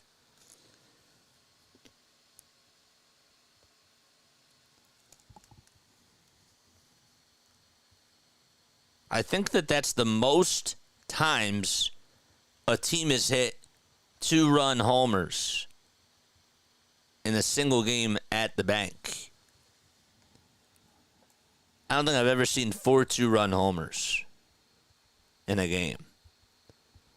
The pitch, and that's taken for a strike to J.J. Bleday. So, the Phillies got 2 runs back in the bottom of the 6th. They just allowed 2 home run, or a 2-run home run to start off the 7th.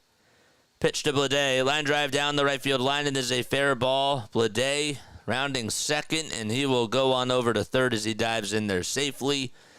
And, well, there's a 1-out triple by J.J. Bleday, and the A's just continue to feast against the Phils. Man, oh man. Whew. There's Mason Miller, and he's smiling too. Even in the the bullpen. So Sir Anthony Dominguez is done. 29 pitches, and now Matt Strahm is going to come on in. Just was warming up in the pen. And, well, we have another pitching change, and the A's have a 6-run cushion.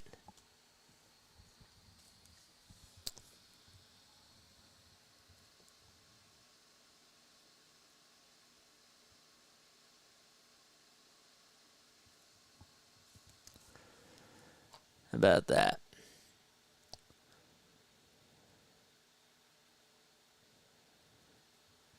Find out the center. What just happened to, why are they not showing what's going on here? We're going to end up giving up 19 runs to them, just like the Orioles. Yeah, 19 runs. 19 runs. We didn't give up 19 runs against the Orioles. What's up, Greg? How you doing, man? What's going on? Oakland is completely embarrassing Philadelphia. I'm not going to make excuses, but look, this is baseball. It's just the nature of the sport.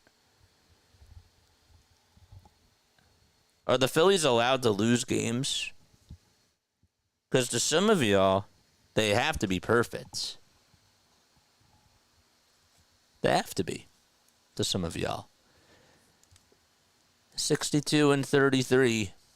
I don't really think there's a lot to complain about, personally, but that's how I feel. That's how I feel.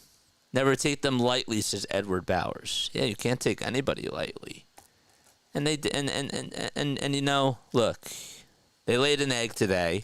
Yesterday, they were great, but it's like when they play well against these bad teams, nobody cares. But like when they lose against these bad teams, then it's like, well, we're not going to win the World Series. So that's just, and I know that comes with the territory, but I'm just saying that there's no such thing as a 162-0 team. Obviously, we want them to win, but they have to go through growing pains. 1 ball, no strikes to Brent Rooker, who hit 2 450-foot homers in back-to-back at-bats. And the pitch is taken outside for a ball. It was also the 5th homer hit today by Oakland. 1 ball, 1 strike. And the pitch just inside for ball 2.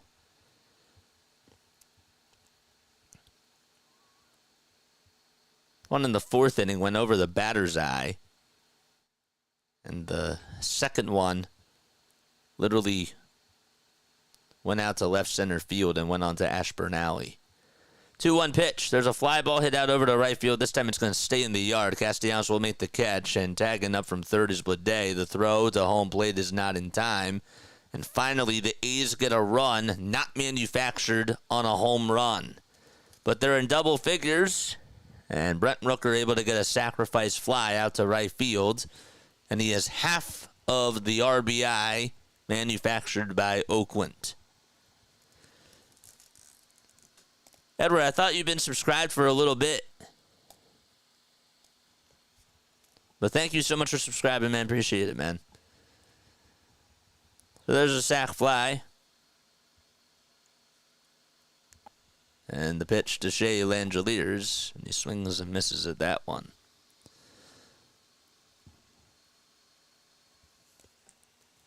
What's it going to take for Brent Rooker?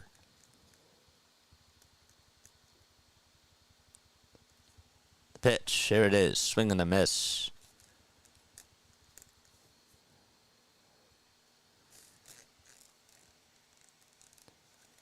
Langeliers 0 for 3 with a strikeout, a ground out, and a line out.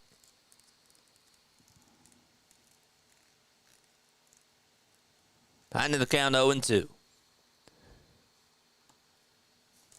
3 seconds left on the pitch clock. And the next one is wide for a ball. So Matt Strahm, who's on the mound, is the 4th pitcher used today by the Phils. His ERA is at 1.51. Doesn't tell the full story necessarily, because he had an incredible May and an incredible April as well. Pitch, here it is. Swing and a miss. And the inning is over. It's stretch time at the bank. Phillies are down 10-3. Marsh, Rojas, and Stubbs, 7, 8, and 9, due up in the order. All right. Trivia time. It is trivia time for us over here. Good stuff. All right. So, the seventh inning trivia question, of course, is brought to you by Ethan Baumholtz of Advisors Mortgage. If you're looking to purchase or refinance a primary residence, a second home, or an investment property in New Jersey or Pennsylvania, my guy Ethan has you covered, okay? Ethan was one of my basketball coaches, and he's been an incredible mentor for me for over 20, for a very long time, professionally and personally, has over 20 years of experience. For personalized services, call Ethan today at 609-230-5558. The email and the phone number are in the description down below. Go support my boy Ethan. All right, so I'm going to ask you a trivia question. If you get it right, you'll hear this. If you get it wrong, you'll hear this. Okay. And my question for you today is the following. So let me know. Andrew McCutchen proposed to his longtime girlfriend, Maria, on which talk show? Which talk show? I'm not even going to give you any hints. Which talk show did Andrew McCutchen propose to his longtime girlfriend, Maria, on? Does anybody know? Because I remember watching it.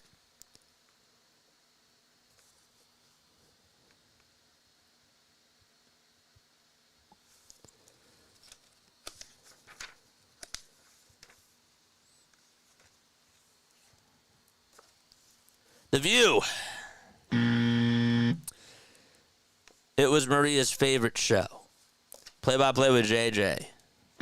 That's not a talk show. That's a live stream. TJ McFarland is going to be pitching for the Oakland Athletics. Good morning, America. 4.50 ERA for TJ as well on the season. Careless TV.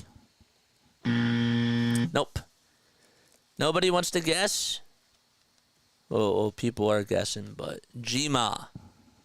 One more guess. Come on, man. We have 173 people on here watching. I should see over 100 people commenting on this. Sports Center. That's not a talk show.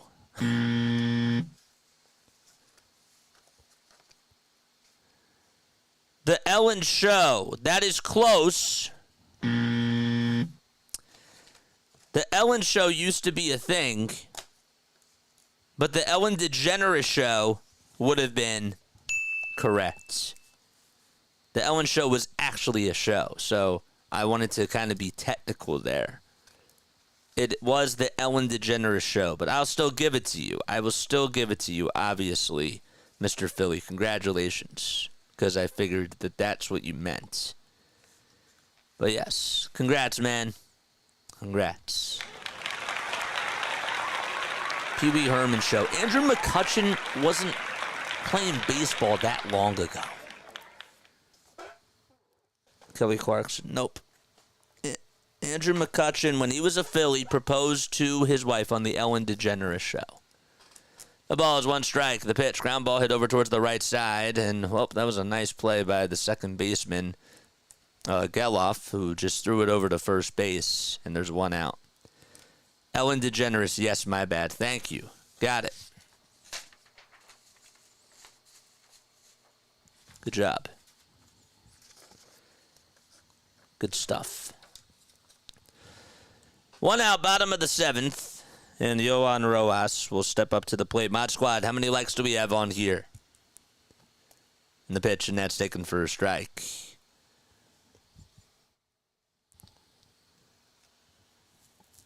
The ball is 1 strike. TJ McFarland is on the bump. Rojas 0 for 2, grounded out and struck out. He's hitting .232 with 3 homers and 23 RBI as well.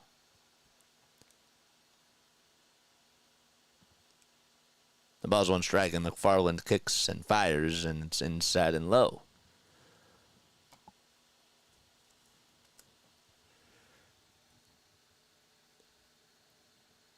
The leg kick and the delivery. Another one that misses below the zone. Only seeing 120. Let's go, man. Let's get to 200. We have 165 people tuning in. That means 35 of you at least have not hit the thumbs up button. And the pitch, and that is fouled off. Don't forget, you're also more than welcome to donate to the channel. You're more than welcome to do that. There's a show that says, Joe Carter ruined my childhood. By Phillies fan. The 2-2 pitch. High bouncer it over towards the first base side, and Ross will try to beat it out, but McFarland does win the race to the bag. And the relay was won by TJ. 2 outs.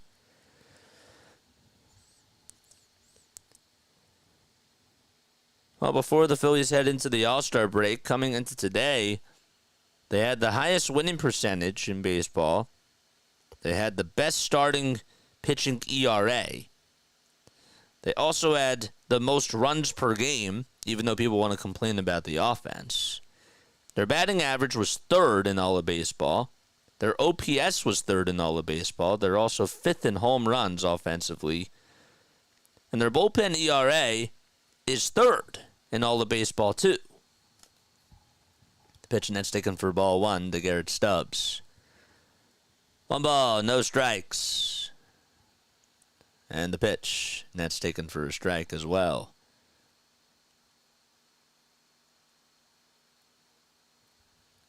Jose Ruiz warming up in the Phillies bullpen. 4 more subs till we get to 3440. Let's at least get to 3450. Come on. Tell your friends and tell your family about this channel too. Let's get them to like and subscribe. And the pitch is low for ball 2. 2-1 offering the Stubbs. And it was a little bit early, but he'll foul it off. Just goes into the backstop over at third base, or at the first base side. 2-2 pitch on the way. Ground ball hit over towards the third base, and the throw over to first is in time, and that's that. So we head to the top of the 8th. It's 10-3 Oakland. A's are just 6 outs away from winning this series against the Phils. Brown, Geloff, and Harris will be due up next.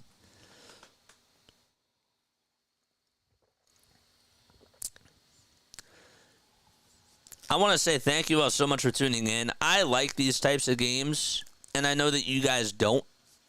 But hear me out. I like these games because I get to see who really is loyal to our channel. You know, there's people that obviously will support the Phillies no matter what, but this to me is a test to who really does support the channel in these types of games. I'm not saying that the people that don't tune in to these types of games don't like the channel. That's not what I'm saying at all. But through ups and downs. And when, unfortunately, what will happen in the years to come is the Phillies will have bad seasons. And I'm curious to see who stays. And I think that 168 people, that shows loyalty. And so I know that there's no such thing as a loyalty award, but you guys deserve that. You know? I definitely get to see who stands out on here. And I get to also read more comments as well, which is also a nice thing. So that's kind of the nice thing that comes out of this, right? There's a silver lining. That's radio. That's not podcasting. I don't have to do that on the digital airways. Thank goodness. These series make me go, what the heck? You're trying to keep it clean. Sweep the Brewers and the Dodgers, lose the series to the Rockies, the Braves, the Red Sox, the Orioles, in the A's, but still the winningest record. They're must-watch television, man. What can I tell you? I know that you get frustrated with them at times. They have the best team in baseball. They have the best record in baseball. Jose Ruiz will be pitching for the Phils.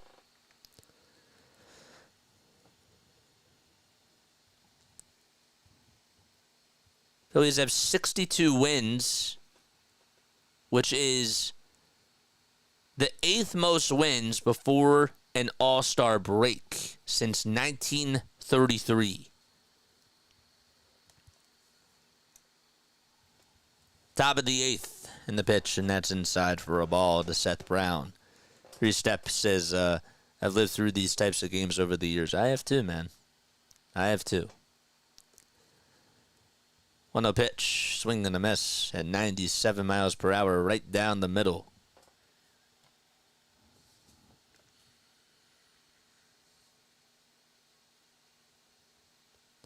One, inside and low for ball 2. Charge! Charge! Charge! 2-1 pitch, and that is hit out over to right field, and Seth Brown looking to go deep again, and he does.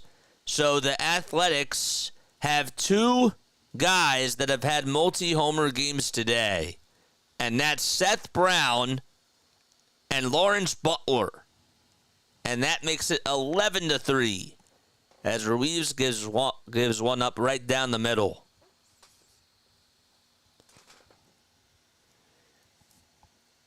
And what else can you say? It just has not been their day, clearly.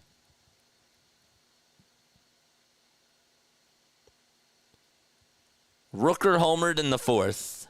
Butler homered in the 5th. Rooker and Brown each homered in the 6th. Butler homered in the 7th. Rooker had a sac fly in the 7th, and Brown just homered again to start off the 8th. That's the first time also that the Phillies have allowed 6 homers since 2019. The pitch, that's fouled off, and the count is 0-2.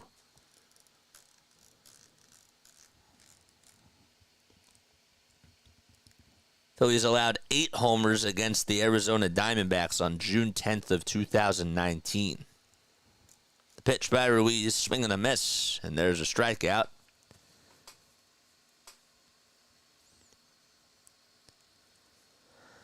To Zach Geloff.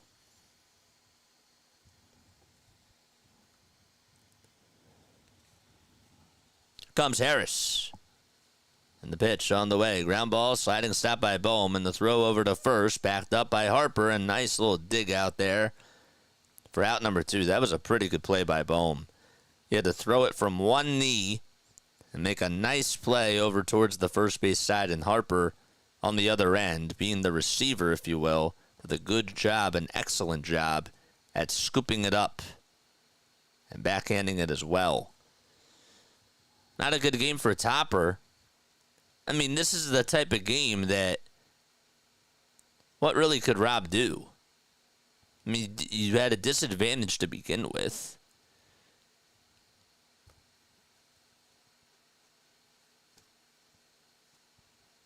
This was just a bland game, you know?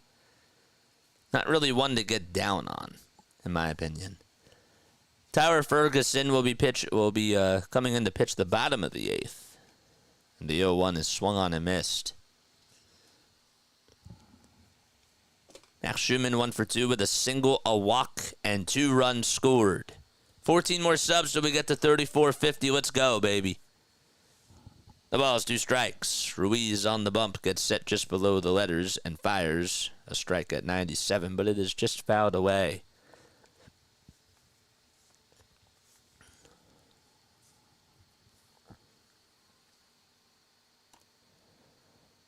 It was a bullpen game. I figured it was going to be a rough one. Yeah. This, to me, was a trap game. The 0-2 pitch. Line drive it out over to center field for a base hit, and that's now the 10th hit on the day by the A's.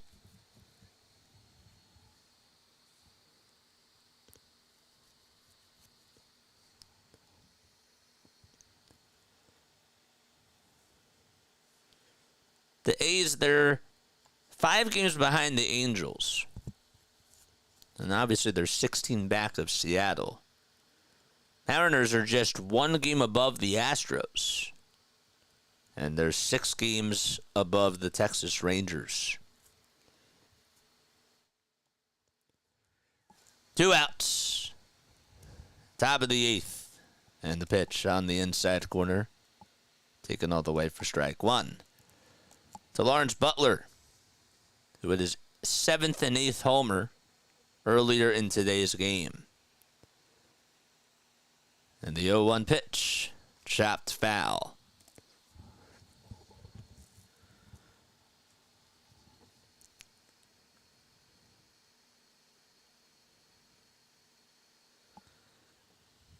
I'm sure that Mark Kotsay has to be happy with how his team has played so far. 11-3 is the score. Mark is now 48 years old, and he's the manager for the Athletics. 0-2 pitch, check swing. Did he go? They say no. And that makes it a 1-2 count. Kotsay, of course, played in 1,914 games. Played with the Padres, the Marlins, and the Athletics, the Braves, the Red Sox, the White Sox, and the Brewers.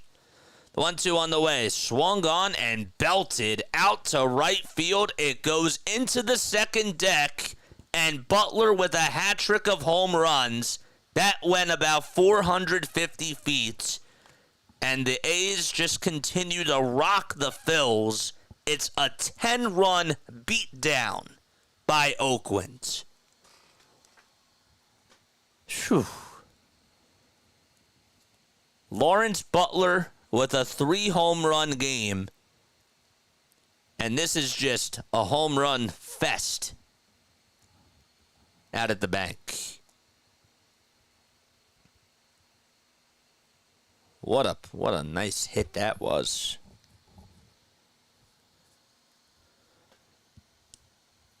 The pitch to Miguel Andujar, and he takes that one for a strike.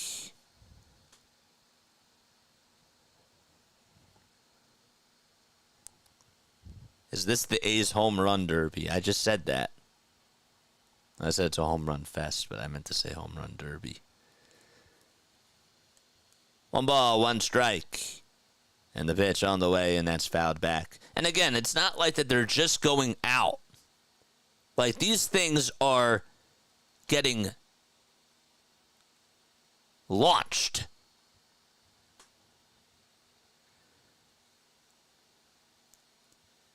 The pitch on the way, and that's low and outside for ball 2. So that's the 7th homer allowed today by the Phils.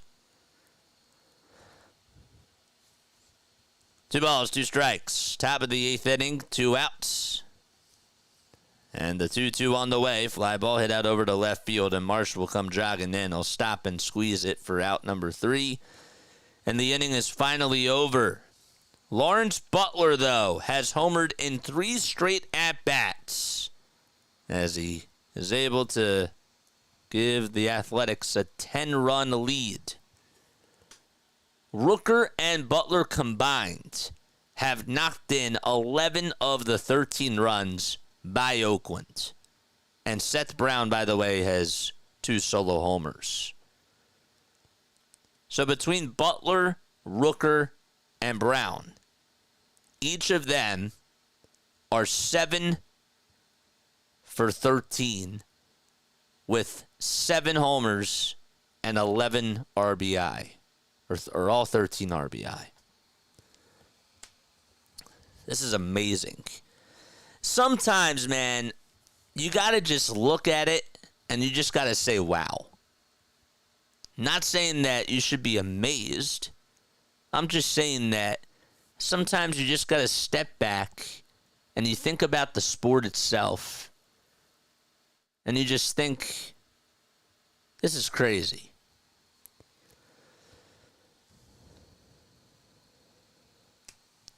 Wake up, Phillies. Under 56 people tuning in. Make sure you guys like and subscribe and hit those notification bell icons, and that way you'll know when we go live. My name is Jason Joseph. This is Play-by-Play with JJ.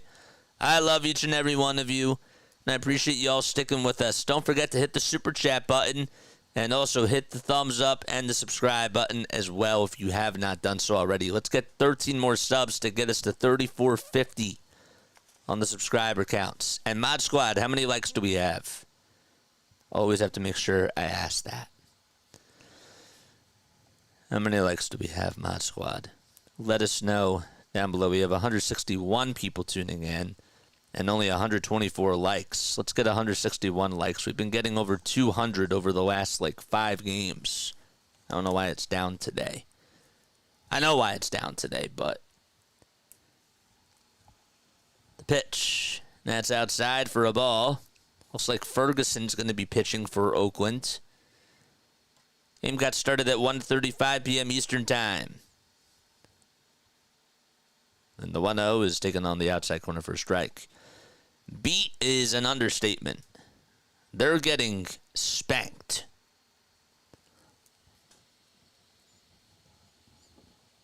One ball, one strike. And the 1-1 offering swung on and missed by Kyle Schwarber. Now, if this was Dave Roberts, he probably would have taken out his starters, and he probably would have just waved that white flag. And I got to give Rob credit for not doing that. 1-2 pitch on the way. Ground ball hit over towards the right side, and it's fielded perfectly by the second baseman, Geloff. And there's one out in the bottom of the 8th. Ferguson has a 5.40 ERA in his 16 2/3 with 18 strikeouts and 9 walks.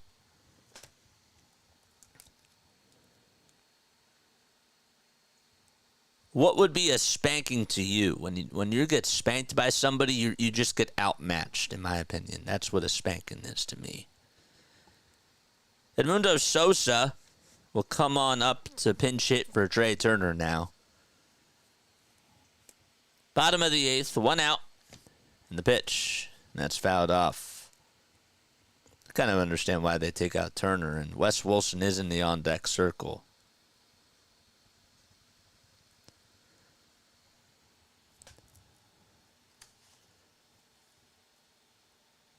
Mets are losing 7-3 against the Colorado Rockies in the bottom of the 7th. They have runners over at first and second.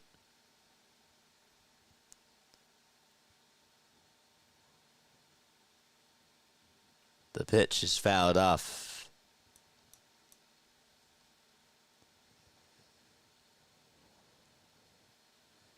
The ball is 2 strikes.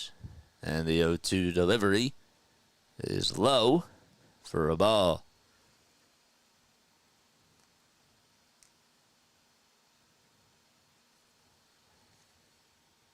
One-two pitch. Fouled off again.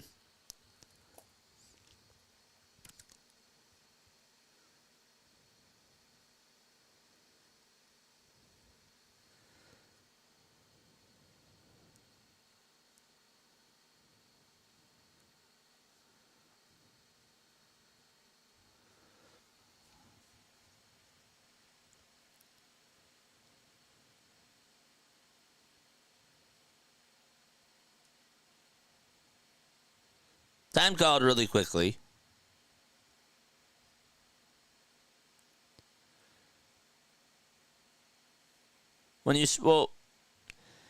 Think about it from this context. When you're spanking the ball, that means that you're hitting the ball really sharply. So, yes, they're technically spanking the Phillies because the Phillies are getting rocked because the A's are hitting the ball so sharply.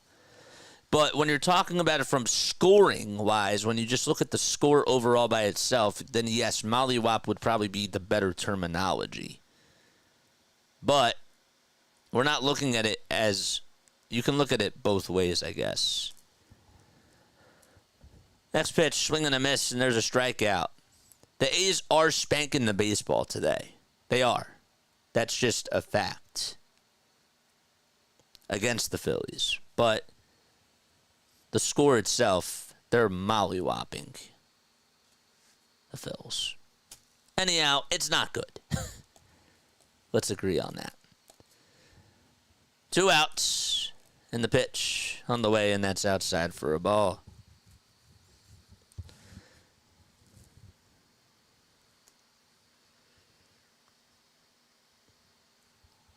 One ball, no strikes. And the 1-0 pitch to Wes Wilson is popped up, and it's in foul ground behind the plate. Langeliers takes off the mask, throws to the side, and they'll make the catch.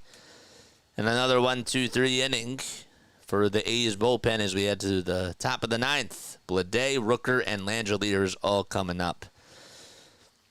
Paul Casella just tweeted out, quote, that this isn't the first time the A's have hit 7 homers in Philadelphia. In 1921, the Phillies Athletics hit 7 homers in a 15-9 win versus the Tigers at Shibe Park.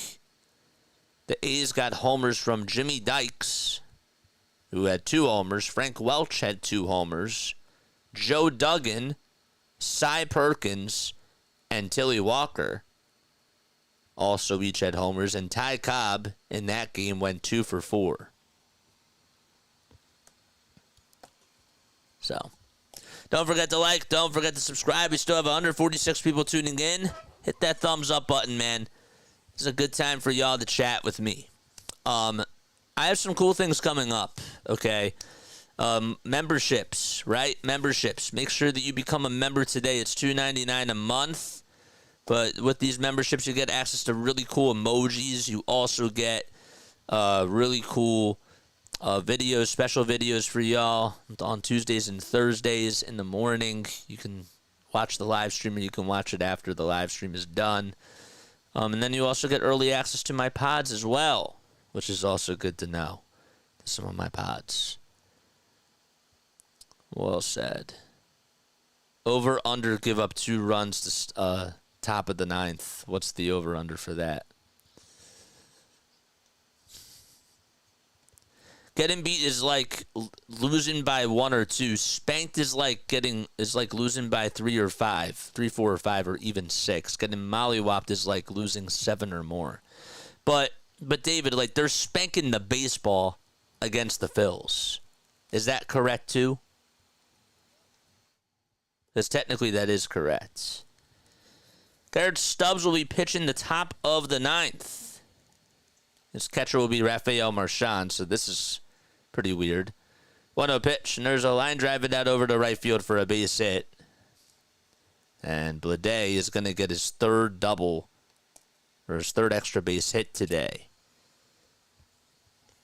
So Bleday goes over to second. What's the over-under of them getting 2 runs? What's the over-under of them getting 4 runs, I think, is the better question.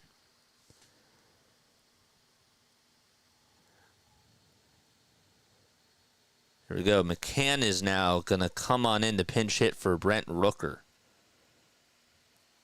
I would have liked to see Rooker come up just to hit his 3rd homer.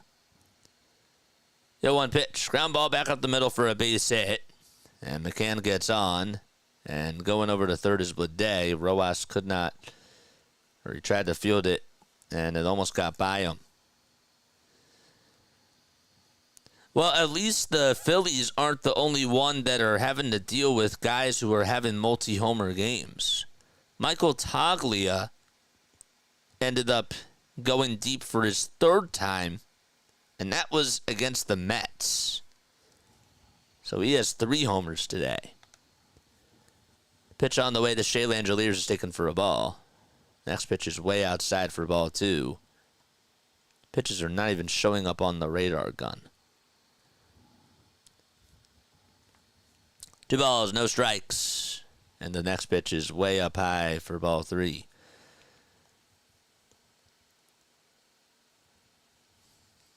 .30 pitch outside for ball 4 at 48 miles per hour. And that's going to get a walk and put the bases loaded. I'm getting tired of the position players going out there, you know. I think that they got to stop that. Pitch on the way, and there's a line drive base hit out to left field, and that's going to make it 14-3 Oakland. So an RBI single. So the skies have gotten pretty dark.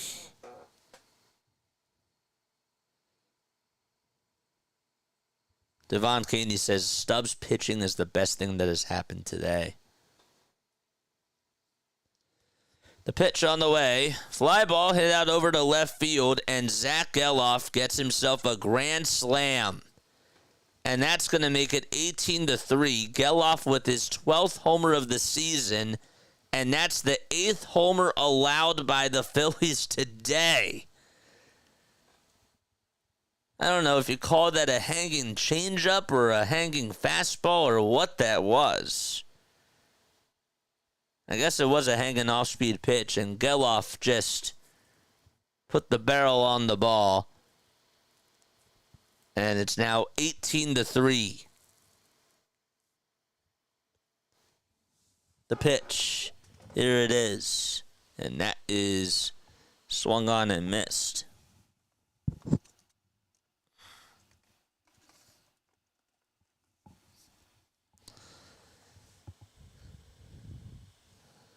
The ball is 2 strikes. The 0-2 on the way. Fly ball hit out over to right field, and Castellanos will track this one down, and he'll finally make the catch for out number 1. So Geloff hit a grand slam. Seth Brown hit 2 homers. Each of them were solo shots. Lawrence Butler hit 3 homers. And Brent Rooker hit 2 homers. 15 hits, and 8 of them have resulted in home runs. 1 ball, no strikes, and the next pitch is outside for ball 2 and low as well. 2-0 pitch popped up and fouled behind the plate.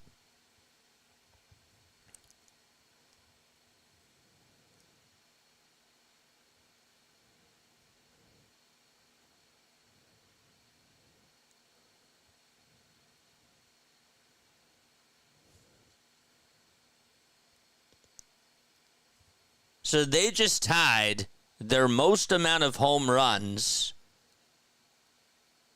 in a game. That ties a franchise record.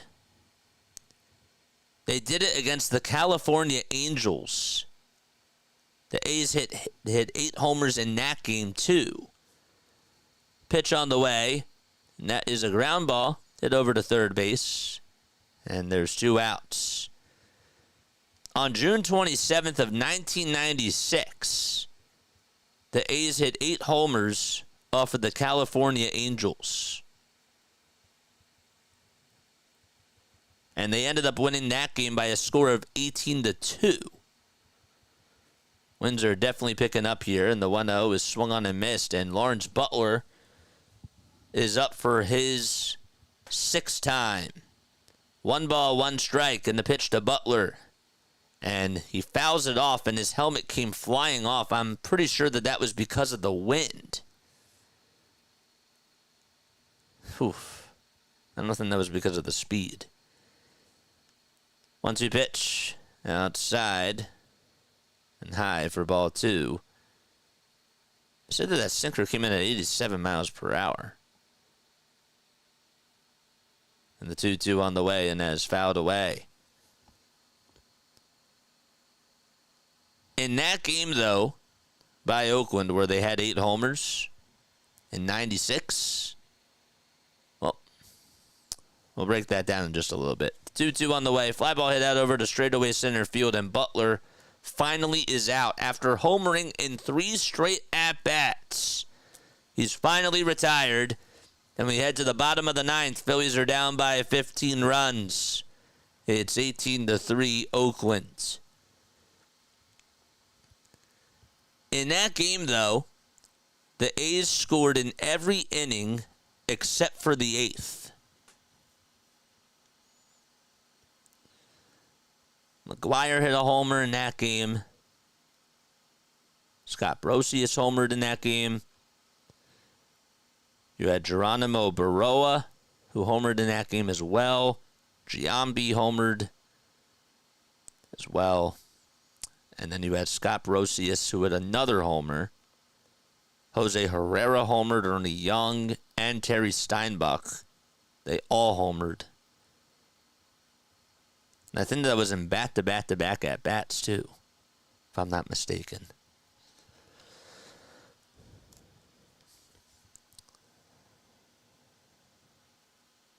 Oh, now you want to ask me these types of questions. When was the last time a team scored 20 runs against the Phillies?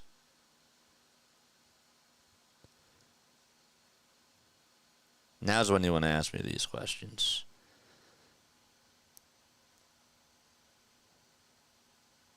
The last time, I'll tell you, an MLB did score 20 runs was the Oakland Athletics. They did it on May 4th against the Marlins.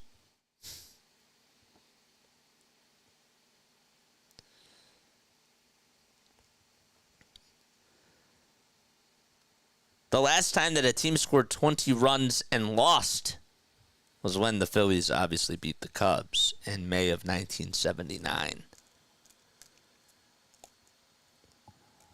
All right. Make sure you guys like and subscribe and hit those notification bell icons, and that way you'll know when we go live. 8 homers today, which tied their franchise record that they set in 1996. As we just mentioned before, Lawrence Butler hit 3 homers. Now Alec Bohm will come up in the bottom of the 9th. In the first pitch, ground ball, hit back up the middle, but it's fielded on a bounce by the shortstop, and the throw over to first is in plenty of time for out number 1. Butler's playing out in right field. No defensive changes by the Oakland Athletics. Dark clouds coming into Philadelphia, and it looks like it's about to downpour. The pitch on the way, and that is taken for a strike. Looked a little bit high, but home plate umpire is probably like, let's just get this over with. Pitch, and that's fouled off. There's a lot of debris flying onto the field, so that's how windy it is over here.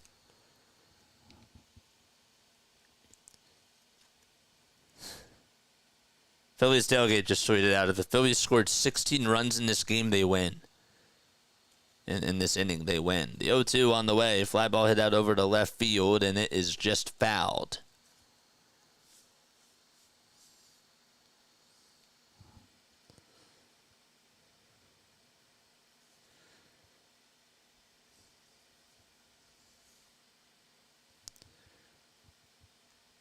This was the 4th time that the Phillies have ever allowed 8 homers in a game. Most that they've ever allowed was 9. Back against the Cincinnati Reds on September 4th of 1999. Next pitch is fouled off. And the next one is low and outside for ball 1. Don't forget to like and don't forget to subscribe. 1 ball, 2 strikes to Bryson Stott. Mueller is on the mound, and the 1-2 pitch. Ground ball hit over towards shortstop, and Schumann throws it over to first, and Stott is out.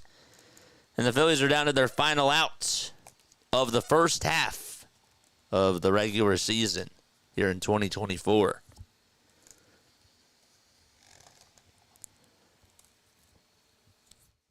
Lots of dark clouds coming into Philadelphia, and all is up to Christian Pache, who takes a look at the first pitch, and it's just outside for a ball. Love the sarcasm in the chat, guys. 1-0 pitch. It's popped up, hit just behind the plate. Langeliers will give it a look, and it'll find the seats.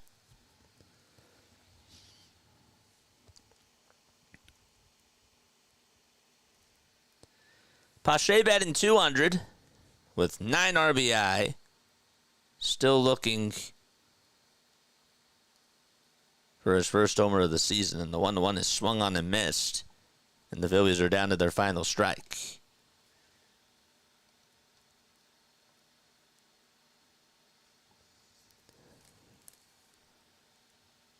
One, two on the way. That's on the outside corner for a called third strike, and that's the ball game. So the Phillies lose by a final score of 18-3 and end the first half of the season going 62-34. They allowed 8 homers in this ball game against the Oakland Athletics, who put up 15 hits. Michael Mercado got charged with the loss.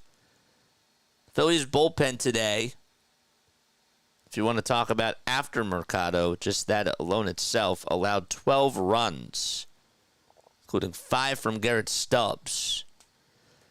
So, the inning is over, and the game is over as well. So the Phillies lose by a final score of 18-3 to the Oakland Athletics. Joey Estes gets the win, and he's now 3-4. Mercado's now 1-1. Estes went 6 innings, allowed 2 earned runs, had 5 strikeouts, and 1 walk allowed as well. Phillies were 0-2 today with runners in scoring position. The Athletics were 4-4. So, J.J. Bleday went 3-4 with 2 doubles, a triple, 4 runs scored, and a walk. And, of course, Brent Rooker went 450 feet twice today, which is the 6th time that's happened in the StatCast era. All right, one word to describe that game. One word to describe that game. How would you describe that down below? That was a kick in the you-know-what. Am I disappointed about this game? No. Did I expect them to get blown away like this? No. But my biggest takeaway from today is that the Phillies had to go to a bullpen game, and they just did not look ready to play from the jump. They were not ready, and they really messed up in a whole lot of ways. And it was just a bad effort. So, but 62-34 is a record that I would take before the All-Star break. Embarrassing. The box score looks hideous. Who got the loss? I said it was Michael Mercado. You probably missed that. What a game. Yeah. What a game. That's 3 words. That's not 1 word. It's 3 words. If you would have told me that Andujar and Langeliers were to go 0-9 combined, would have been like, wow. But Butler and Rooker had more than 5 RBI. Pretty unbelievable. All right, that's going to wrap things up. That's it for me, man. I love you all. Look, we're going to have some podcasts coming out during the whole week, even though we're not going to have any play-by-plays until Friday. It's going to be a lot of stuff to look out for. Please make sure that you have your notification bell icons turned on and keep it on for all the notifications. Make sure that you press that pull-down arrow and make sure that the notification bell icons are on for all the notifications. That's really important. So, all right. I love you all to death, and I will catch you all on the next one. We'll be back on tomorrow. All right. We have a cool podcast coming out with Simone with the sports. Members are going to be able to see it only for the first couple of days, and then the rest of y'all will see it on Wednesday. All right. Love you all, and catch you all on the next one.